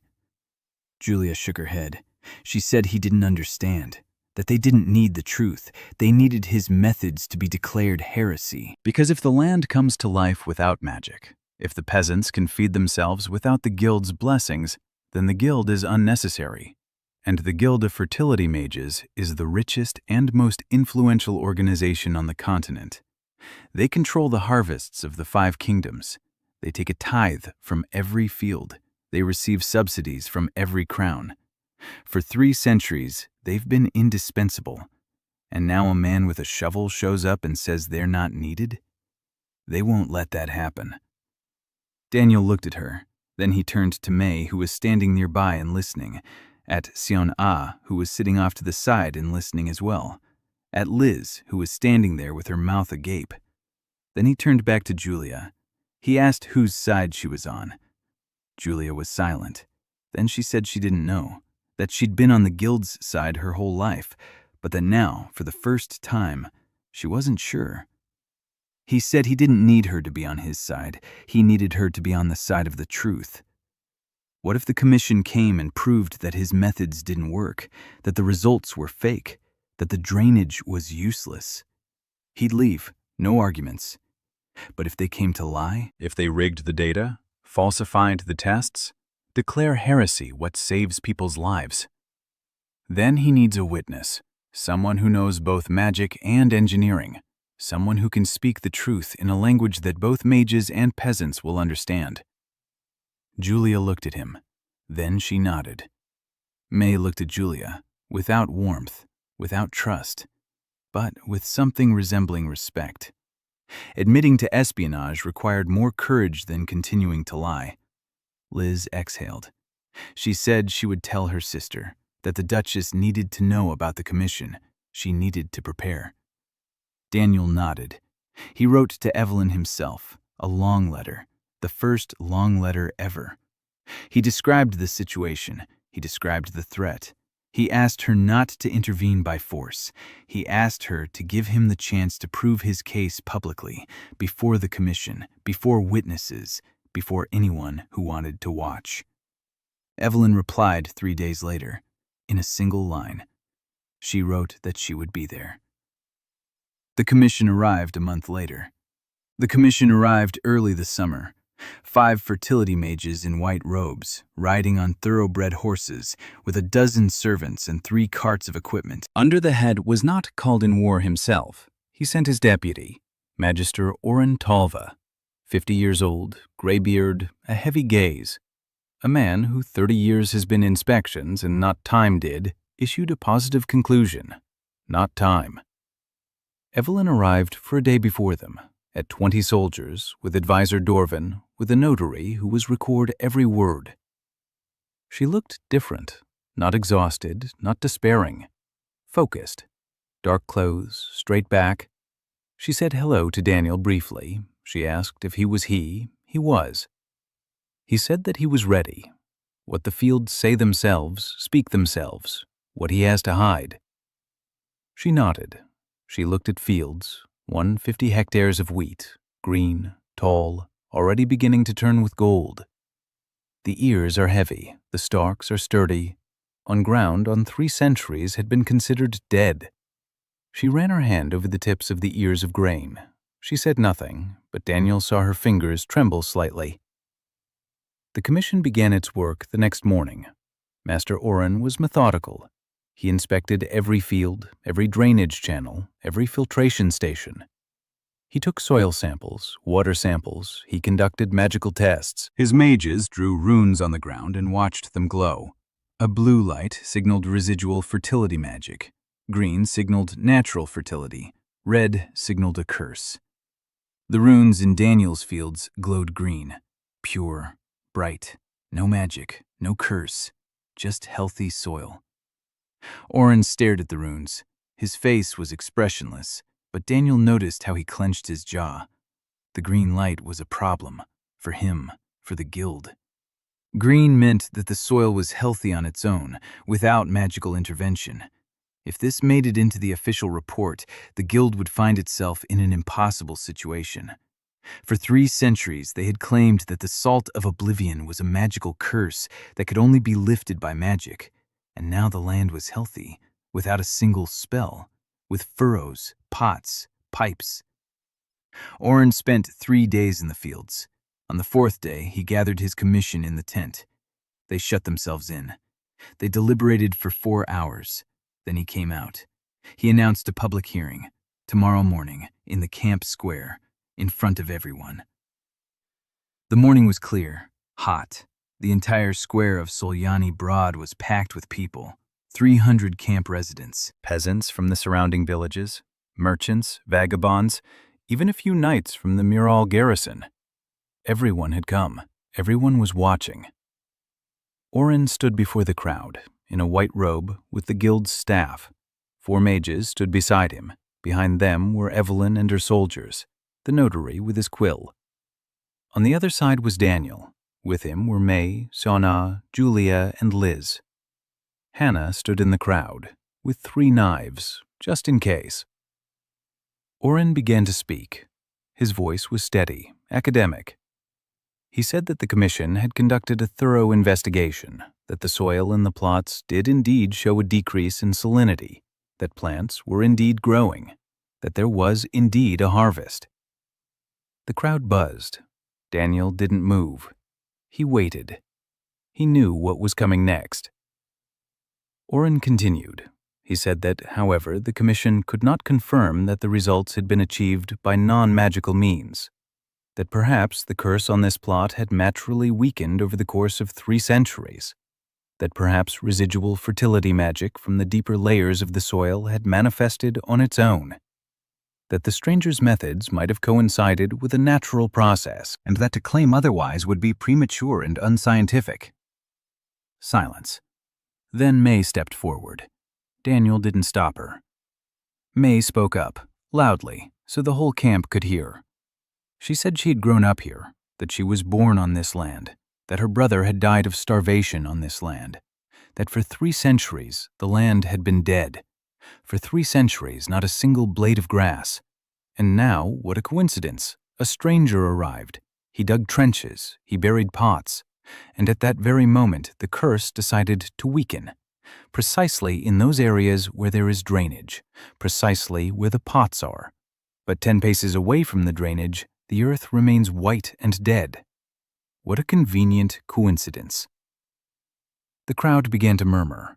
Oren raised his hand. He demanded silence. He said that a peasant woman couldn't judge magical processes, that it required years of training and magical qualifications. Then Julia spoke up. She stepped forward. She stood between Daniel and Oren. She said she was qualified, 18 years of training, a second circle fertility mage degree, guild license number 471, and that she had been observing Daniel's work for 3 months. She had conducted her own tests, magical and non-magical ones, and that the results were unequivocal. The reduction in salinity correlated only with the presence of drainage systems, only with flushing, only with pots. No residual magic, no natural weakening of the curse. It's engineering. It works. And if the commission claims otherwise, then the commission is lying. The silence became absolute. Oren stared at Julia, his face flushed crimson. He said she was a traitor, that she had violated her guild oath, that her license would be revoked. Julia didn't look away. She said, "Let them revoke it," that the truth was more important than a license. Evelyn stepped forward. She stood next to Daniel. She said that as the Duchess of Miral, she testified that she had seen the dead land. She had seen it come back to life. She had seen the harvest, and that Miral did not need the guild's permission to feed its people. Orrin stood there. He looked at the Duchess, at the traitor mage, at the peasant woman, at the crowd whose bellies were full for the first time in 300 years. He realized he had lost, here, today, in this camp. But not the war. He said that the commission would record a dissenting opinion, that the matter would be referred to the Council of Guilds for consideration, that until the council's decision, all practices on Miral's territory must be suspended. Evelyn said one word. No.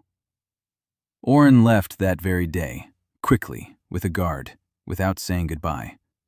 Daniel stood and watched as the white robes disappeared over the horizon. May approached. She stood beside him. She asked what would happen now. He said that now they would dig faster, because they had less time. After the commissions, the work accelerated. Daniel realized that he might be half a year, maybe a year. For now, advice. The guild gets together until a decision, until he organizes pressure. In this time, you need to set up, make irreversible, so large, so deeply rooted. To stop it was impossible without doing to leave 500,000 people without food. That was his strategy. Not army, not walls, not weapons. Food dependence. If Miral feeds herself and begins to feed others, if from his grains depend towns and villages beyond the wasteland, destroying its fields would mean condemning people to starvation. And starvation is something even kings fear. He worked like a man possessed, 20 hours a day. May worked alongside him. Sona would go on expeditions to gather seeds and return with sacks full of them. Liz calculated and drew diagrams. Julia began keeping records, systematic and scientific. She documented every stage, every measurement, and every result, not like a spy, but like a scientist. She began writing a book, Methods of Non-Magical Remediation of Saline Soils. Daniel helped her with the terminology. He translated his knowledge into a language that mages would understand. She translated his words into a language that academia would understand. They argued, every evening, sometimes fiercely. He said that magic wasn't science. She said that science was just another kind of magic. He said no, that science was something that could be tested, reproduced, passed on to others. She said that magic could be passed on too. He said, try passing on magic to a peasant without a magical gift, but anyone can pick up a shovel. She fell silent. She would think. Then she'd come back with a new argument. He would respond. They would argue again. May watched these arguments with the expression of someone watching two rams butting heads on a bridge. But even she acknowledged that something new was emerging from these arguments, something that existed neither in Daniel's engineering nor in Julia's magic. Synthesis. Julia discovered that her fertility magic could accelerate the growth of salt-tolerant plants in the soil remediation plots. Not replace the drainage, accelerate one stage. Sion-Ah brought the seeds. Julia germinated them with a spell in a day instead of a week. Sion-Ah planted them. Daniel's drainage system removed the salt. 3 technologies, 3 people, 1 result. The first magician agronomist. Daniel wrote this down in his notebook. He circled it. 3 months after the commission left, the first wheat harvest came in, 150 hectares. The yield was higher than that of barley. The grain was golden, heavy, pure. May organized the harvest. 200 people in the field, with sickles, no machinery, slowly, painstakingly. But the sacks filled up, one after another. Daniel counted them. 412 sacks, from 1,500 hectares. A low yield by Earth standards, fantastic by the Wasteland standards, because the norm for the Wasteland had been 0, 300 years, 0. And now, 412 sacks. Terran stood among the sacks, old, hunchbacked. He ran his hands through the grain, let it trickle through his fingers. The golden grains flowed like sand. He raised a handful to his face. He sniffed it. Then he pressed it against his cheek. He closed his eyes. Daniel turned away. This was Terran's moment, not his. Hannah arrived a week later. She saw the sacks. She whistled. She said that was a lot, that it would be enough to feed the camp for a year, and there'd still be some left over.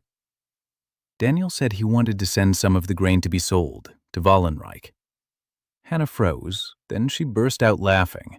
She said he was crazy, that Wallenreich had been selling grain to the Wasteland for 300 years, and now the Wasteland wanted to sell grain to Wallenreich. Daniel said that was exactly right. Hannah stopped laughing. She looked at him seriously. She asked if he understood what that meant. He said he did. It meant that Morale was no longer dependent on Wallenreich. It meant that 3 centuries of monopoly were over. It meant war. She said yes. Exactly. War. He said it wouldn't be a military war, a trade war. He said he needed a trade caravan. To the capital of the Wallenreich, with grain from the Wasteland, publicly, loudly, so the whole continent could see. Hannah thought about it for 3 days. Then she agreed. Because it was the most brazen trade venture in the history of Erdwin, and because she's a merchant, and merchants love audacity.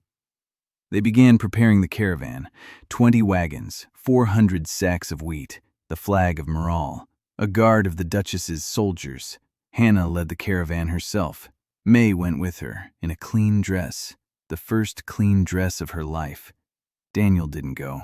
He stayed behind to dig the next drainage ditch on the new plot to the east, another 200 hectares. He didn't like parades. The caravan set off at dawn. Daniel stood on the hill and watched as 20 wagons headed west, the first caravan carrying grain from the Wasteland in 300 years. Liz stood beside him. She asked why he wasn't going. He said his work was here. She asked if he didn't want to see the faces of the people in the capital. He said he did. But the drainage ditches wouldn't dig themselves. She snorted. Then she ran downhill, to the trench, to the shovel, to work. Daniel watched her go, then he followed her. 3 weeks later, Hannah and May returned, with empty wagons, with full purses, and with a story that the whole of Wallenreich was talking about. 20 wagons of golden wheat in the capital's main square, merchants frozen in place at their stalls, children running out to watch, the city guard not knowing what to do, May standing on the first wagon with the flag of Morale, and the King of Wallenreich watching from the palace window. May recounted this in an even voice, no drama, like a water consumption report, but her eyes sparkled. Hannah added that the grain had been bought up in 2 hours, at market price, not triple the price, just the usual price, and that the buyers had asked if there would be more. Daniel nodded. He said there would be. Plenty. The answer came quickly. Wallenreich announced a trade blockade of Morale, the ban on import and export of goods, prohibition on transit through Reich territory. Caravans carrying clay and tools that were in Morale were stopped at the border, turned back, confiscated. At the same time, Ostrain joined the blockade. 2 kingdoms, 2 borders. Morale found himself in the ring. Daniel found out about this from Hannah. She broke through the blockade via smuggling trails, from a single cart, with a bruise on a cheek, with a knife cut on the arm, the 2nd year. She said that at the border, they're not just customs officers, there are troops. The Wallenreich Guard in full strength, and mercenaries, many mercenaries. Daniel listened. He went to Evelyn. She was in Solenbrod. She used to do more often, almost lived here for the month. I ruled the duchy from here, through messengers and letters. He said her about the blockade. She said that she knows. That got a room from both kingdoms, a demand to cease the export grain, stop the practice of restoration lands, to hand over Daniel Reed for questioning by the Council of Guilds. She showed him the note. Daniel read it. The last point was interesting, to hand him over, him personally. So the guild considers him dangerous enough to demand his extradition. That means he's doing everything right. Evelyn asked what he proposed. He said a blockade. They think they can starve Moral into submission, just as they had for 300 years. But for 300 years, Moral depended on their grain. Not anymore. Now Moral has its own grain, its own fields, its own reserves. Moral doesn't have to buy anything from Wallenreich. And Wallenreich has lost its most profitable market, 1.5 million people who used to buy its grain at triple the price. Now they aren't buying it. And what's more, there are the neighboring duchies, Kasan and Telred, which also used to buy from Wallenreich. But now they can buy from Moral. It's closer, it's cheaper, without the triple markup. The blockade is hitting Wallenreich harder than it is hitting Moral. If Moral can hold out for the first year. Evelyn listened. She thought. Then she said he needed allies, that Moral alone couldn't withstand the pressure from the two kingdoms, even with grain. He needed those who would support him, who would stand by his side. Daniel said he knew, and that he already had allies, Kasan and Telred, the free lands and the borderlands. They too were part of the Wasteland. They too were salt-scorched. They too were starving. If he showed them how to restore their lands, if he sent craftsmen, if he provided seeds and blueprints, they would stand with Moral. Not out of gratitude, out of self-interest. Because if the Wallenreich crushes Moral, they'll be next. Evelyn looked at him. She said he was thinking like a politician. He said no. He was thinking like an engineer. The system had to be stable. A single point of support is unstable. 3 points already make a structure. She almost smiled. Almost. He sent May to Kasan, with 20 trained masters, with seeds, with blueprints, with notebooks full of calculations. May left without looking back, businesslike, composed, different. Not the girl who had dug the first trench with him a year ago. A master land reclamation engineer, head of the training program, a person who knows not only how, but also why. He sent Sion A to Telred, with a plant catalog, with seeds, with a quiet confidence she hadn't possessed even half a year ago. She left. Before leaving, she handed him something, a small dried flower, purple, a rare species. She found it at the bottom of a dried-up lake, the only one of its kind. She said quietly that it was for him, just like that. He took it, put it in his notebook, between the pages of his calculations. He kept Julia with him. It was dangerous for her to return. The guild had declared her a renegade, revoked her license. It confiscated her property. She was now a nobody, a mage without a guild. It's like a doctor without a license, like a soldier without an army. She took it in stride, more calmly than he'd expected. She said that the book was more important than the license, that if she finished the book, if she published it, if the world read it, then no guild would be able to hide the truth. He agreed. Meanwhile, Daniel returned to the excavation, to that stone trough he'd found months ago. Now he had people, tools, time between harvests. He dug. Liz dug beside him. They unearthed 20 meters of the ancient trough. Then they found a wall, a stone wall, underground, with an arch, the entrance to a tunnel. Daniel took a torch. He went in. Liz followed him. The tunnel was dry, wide, taller than a person. The walls were made of hewn stone. The floor was smooth with a channel down the center, a drainage collector. A main drain, the one that gathers water from all the smaller drainage lines and carries it to the discharge point. Daniel walked through the tunnel. The torch illuminated the walls.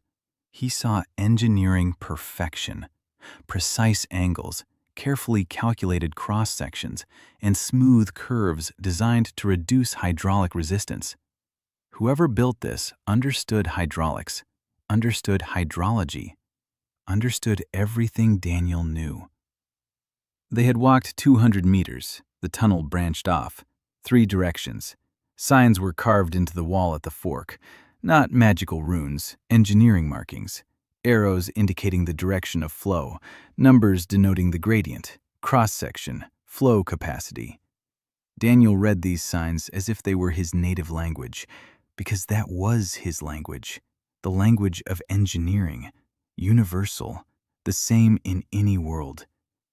Liz whispered, asking what it was. He said it was a system, an ancient one, a vast one, a continental one. Someone had built a drainage network here that covered the entire wasteland, maybe all of Erdwin, and someone destroyed it, filled in the entrances, demolished the sluices, flooded the tunnels. That's why the land died, not a curse. Infrastructure. They're back. Daniel sat down at the tunnel entrance, opened his notebook, began to sketch. From memory, from the markings on the walls, from the direction of the tunnels, a rough map of the system. The scale is monstrous. If his calculations are correct, the tunnels stretch for hundreds of kilometers. This isn't a drainage system for a single field. It's the continent's water artery. And somewhere in this system, there's a central sluice gate, the main hub, the one that controls the entire flow. If he could find it, if he could restore it, the entire wasteland would come back to life. Not in 5 years, in a single season. He sat there and drew. His hands didn't tremble. His mind was clear. For the first time in a year, he didn't see individual fields. He saw the entire system, and he knew what to do. Search the Gateway took 2 months. Daniel and Liz explored the tunnels systematically, day after day, kilometer after kilometer. Markings on walls led them, arrows, numbers, diagrams carved in stone. Someone took care to ensure the system could be word and understand, even 1,000 years. Julia was translating the inscriptions in the ancient language. Most of them were technical: depth of occurrence, water consumption, soil type. But some were different. A phrase was carved into the wall of one of the tunnels. Julia read slowly, letter by letter. Then she looked up. Her face was pale. She said that it read as follows: "When the water recedes, when the earth dies, another will come from beyond the boundary, the teacher of waters. Like the first, he will find what we built and build it again." Daniel stood before the inscription. He looked at the words that had been carved 1,000 years ago. For him, personally for him. Someone knew he would come. Someone had planned this. Someone had summoned him, just as they had summoned the first one, the one who built this system. Another engineer, from another Earth, or from this one.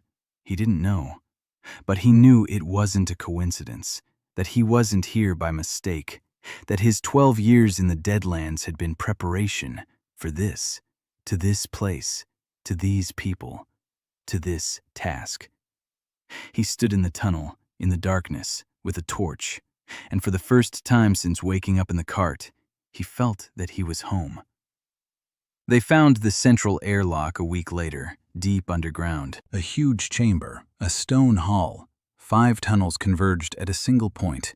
In the center was a mechanism, massive, stone, with bronze parts, levers, valves, gears. Everything was covered in centuries-old dust, but it wasn't destroyed. It wasn't broken. It had simply been stopped. 300 years ago, someone lowered the main gate, cut off the flow, and the water stopped flowing. Without water, the drainage stopped. Without drainage, the salt levels rose. Without drainage, the land died. So simple, so monstrously simple. Daniel examined the mechanism for 3 days. Every detail, every joint, every lever. The mechanism was in working order. Bronze doesn't rust, stone doesn't rot. Nothing had broken in 1,000 years. All that was needed was to lift the valve, and the water would flow. He wrote to May in Kasan. He wrote to Siane in Telred. He wrote to Evelyn. He wrote the same thing to all of them. "I found it. Come." They arrived 10 days later, all of them. May from Kasan, tanned, tough, confident. In 3 months, she had trained 60 craftsmen and laid out the first fields in the free lands. Siane from Telred, quiet, but different. She spoke now, not much. But she spoke. About the future. About what would happen in a year, in 5 years. She had learned to plan. Evelyn from the capital of Meral, with news. The Council of Guilds had declared Daniel Reed a heretic and an enemy of the divine order. They had offered a reward for his capture. Tarnet had joined the blockade under pressure from the guild. Meral was now completely isolated. But, and this was the crucial but, Kassan and Telred refused to join the blockade, because May and Sion A were already there, because the first drainage ditches had already been dug, because the first sprouts were already breaking through, and the people of Kassan and Telred told their rulers one thing: we're eating. For the first time in 3 years, we're eating. Try to stop this. Hannah arrived last, with a bruise, with a cut, with a new scar on her arm, her 3rd in a year. She had broken through a triple cordon. She brought news from Wallenreich. Magister Kalden War demanded military intervention from the king, an army against Meral. But the king hesitated, because his own merchants were already buying Meral grain through smuggling channels, cheaper, better, more of it. Going to war with the one who feeds you isn't profitable, even for a king. Kalden proposed an alternative, a public debate. Before the kings of the 5 kingdoms, before the Guild Council, before the entire continent. If Daniel Reed could prove that his methods worked without magic, that the land came to life not through divine blessing, but through furrows and pots, then the guild would back down. If not, if magic proved its necessity, Daniel would be handed over to the guild for trial. It was a trap. Daniel knew it. May knew it. Everyone knew it. But to refuse would be to admit guilt. It would give Kalden a pretext for war. Daniel agreed. But first, the airlock. That night, they descended into the chamber. Everyone, Daniel, Evelyn, May, Sane, Hannah, Julia, Liz, 7 people, with torches, in the silence of the dungeon. Daniel performed a final check. He inspected every connection, every lever. He nodded. He looked at May. She was standing by the main lever, her hands on the bronze handle, the very same handle that someone had lowered 3 centuries ago, stopping the water, killing the earth. Daniel nodded to her. May pulled the lever. It was heavy. It creaked, bronze against stone. Then a rumbling began, deep down, in the walls, in the floor, somewhere far away. Then the sound of water, quiet at first, then louder, then a roar. The water began to flow, through channels that hadn't seen it for 3 centuries, through tunnels, through troughs, through drainage lines stretching for tens of kilometers in all directions. The walls of the hall lit up. It wasn't magic. It was phosphorescent algae, spores that had been waiting for moisture for 1,000 years. They sensed the water. They came to life. A soft green light filled the chamber. Evelyn took Daniel's hand. May was crying, quietly.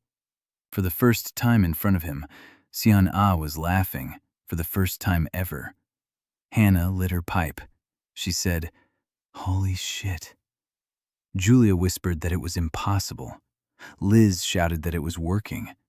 Daniel looked at the water, at the light, at the people's faces bathed in the green glow. Then he said quietly, "Hello, colleague. Thanks for waiting." The debate took place a month, in city Ehrenholm, neutral territory at the junction 5 kingdoms.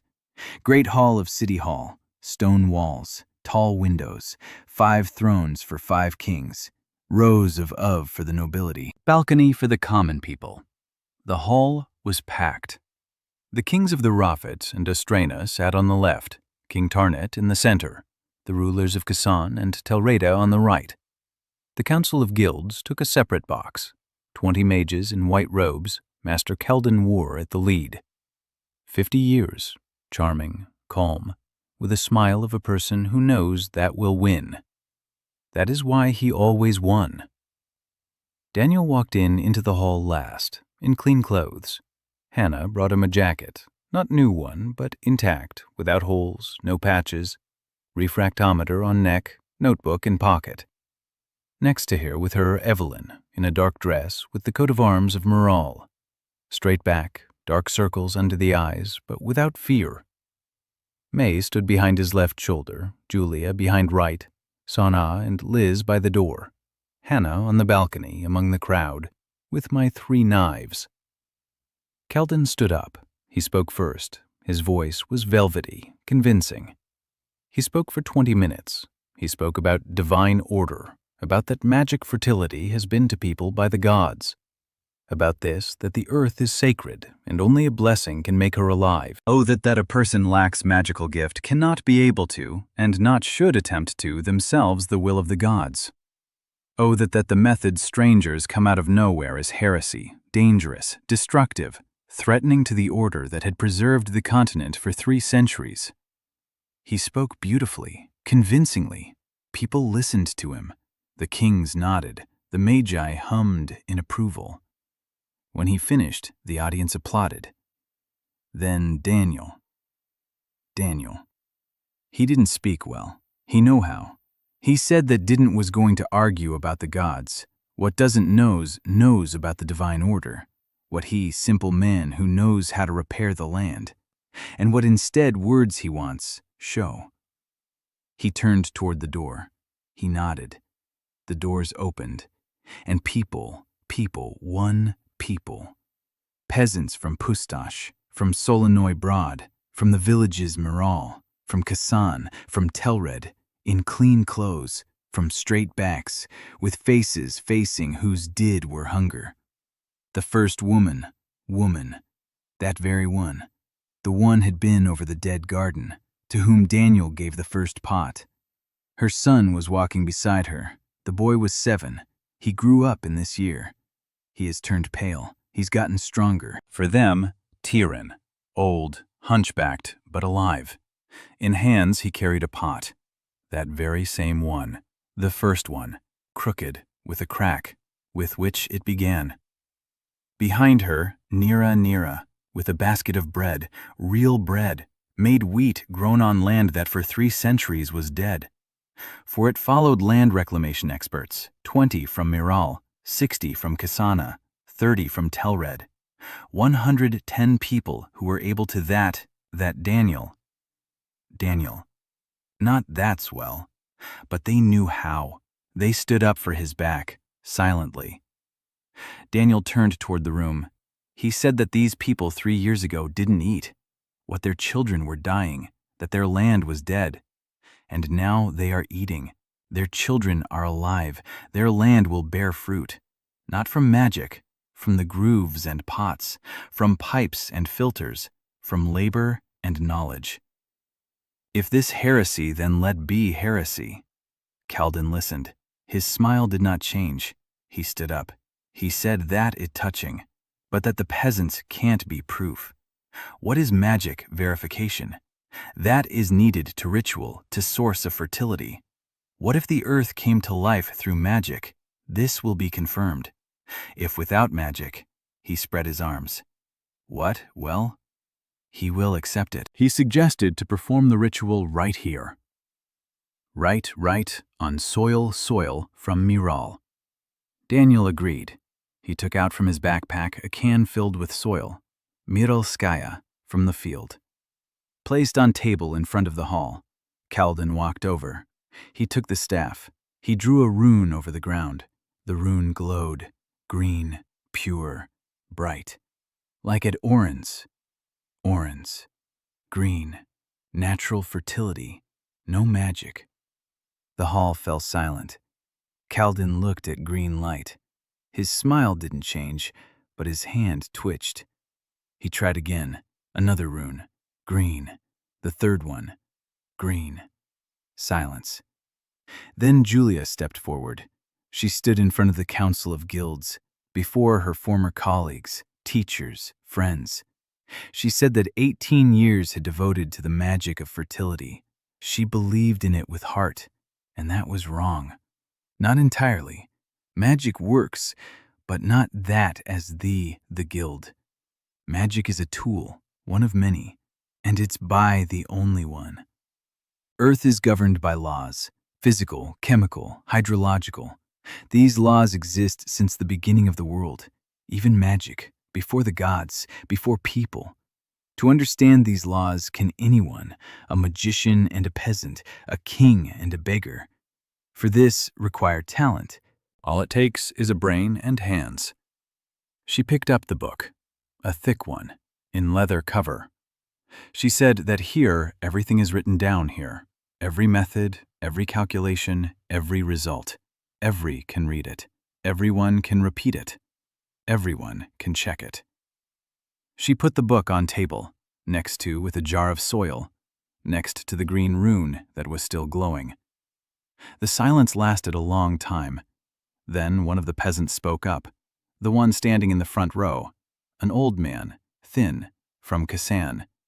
He said simply, "We eat. 3 years ago we didn't eat. Now we eat."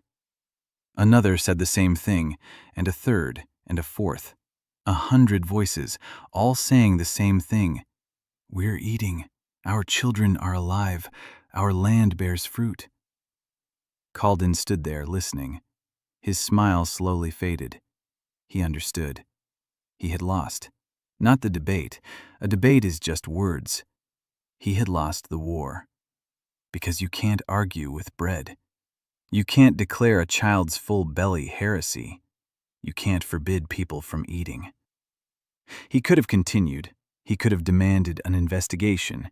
He could have secured sanctions from the kings. But the kings looked at the 100 peasants who, for the first time in 3 centuries, were standing tall.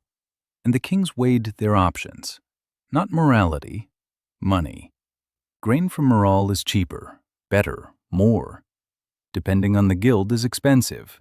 Depending on Daniel is profitable. Politics, economics, interests. The very same ones that had worked against him a year ago were now working for him. The king of Wallenreich stood up. He said the blockade was lifted, that Moral was free to practice as it pleased, that the matter was closed. Keldin looked at the king, at the peasants, at Daniel.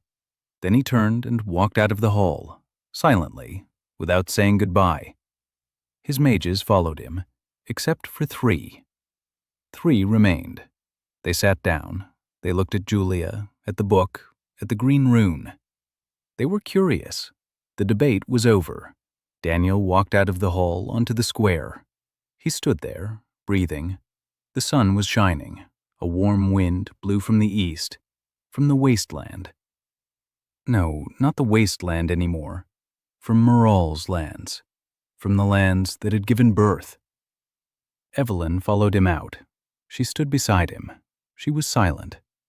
Then she said it was working. He said he knew. She looked at him. He looked at her. Then she kissed him.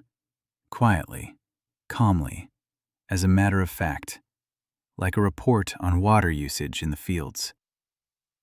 May came out next. She saw them. She stopped. Then she snorted. She said, "Finally." And she walked over to the wagons to organize the return trip, because work wouldn't wait. They returned to Miral a week later. Daniel stood on the hill, looking out over his lands, the fields, the villages, the smoke rising from the potters' workshops, the green swaths of barley and wheat, at the people working in the trenches, at the children running between the rows. A year ago, this had been a white, lifeless plain. Now it was teeming with life. Liz ran up to him, out of breath and covered in dirt. She said that Son Ah had sent word from Telred, the first harvest, 30 sacks of barley, on land that no one before her had ever tried to cultivate. May sent word from Kasan. The drainage system is working, the fields are sown, there are sprouts. Julia was sitting under a tree, a real tree. A young apple tree that Tyron had planted half a year ago, not believing it would live to bear fruit. It had survived. The apple tree was in bloom. Julia sat beneath it and wrote. She was finishing her book, her second one, because the first had already been distributed in copies across the 3 kingdoms.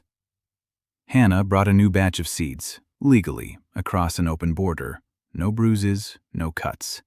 For the first time in a year. She stood by the wagon. She looked out at the fields. Then she walked over to Daniel. She said he wasn't an idiot after all, that maybe she'd been wrong. He asked what she meant. She said everything, and she left.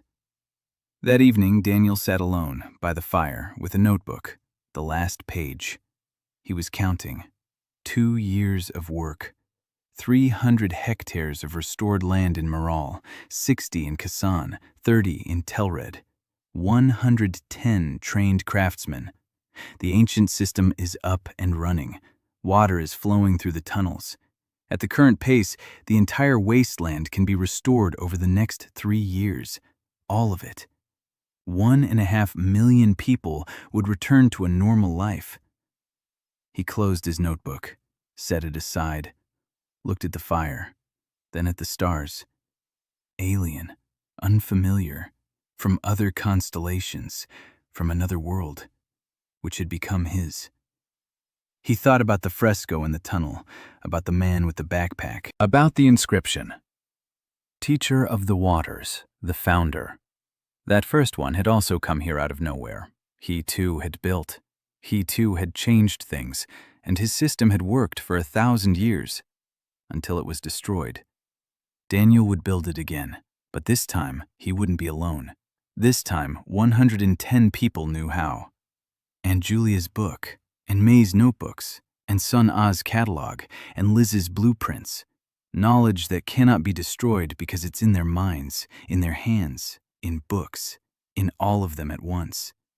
For 12 years he traveled through foreign lands, from project to project, from one barren land to another. He repaired, he left, he repaired again. He never stayed, he never built a house. He looked at the little cottage at the edge of the field, made of stone, with one room.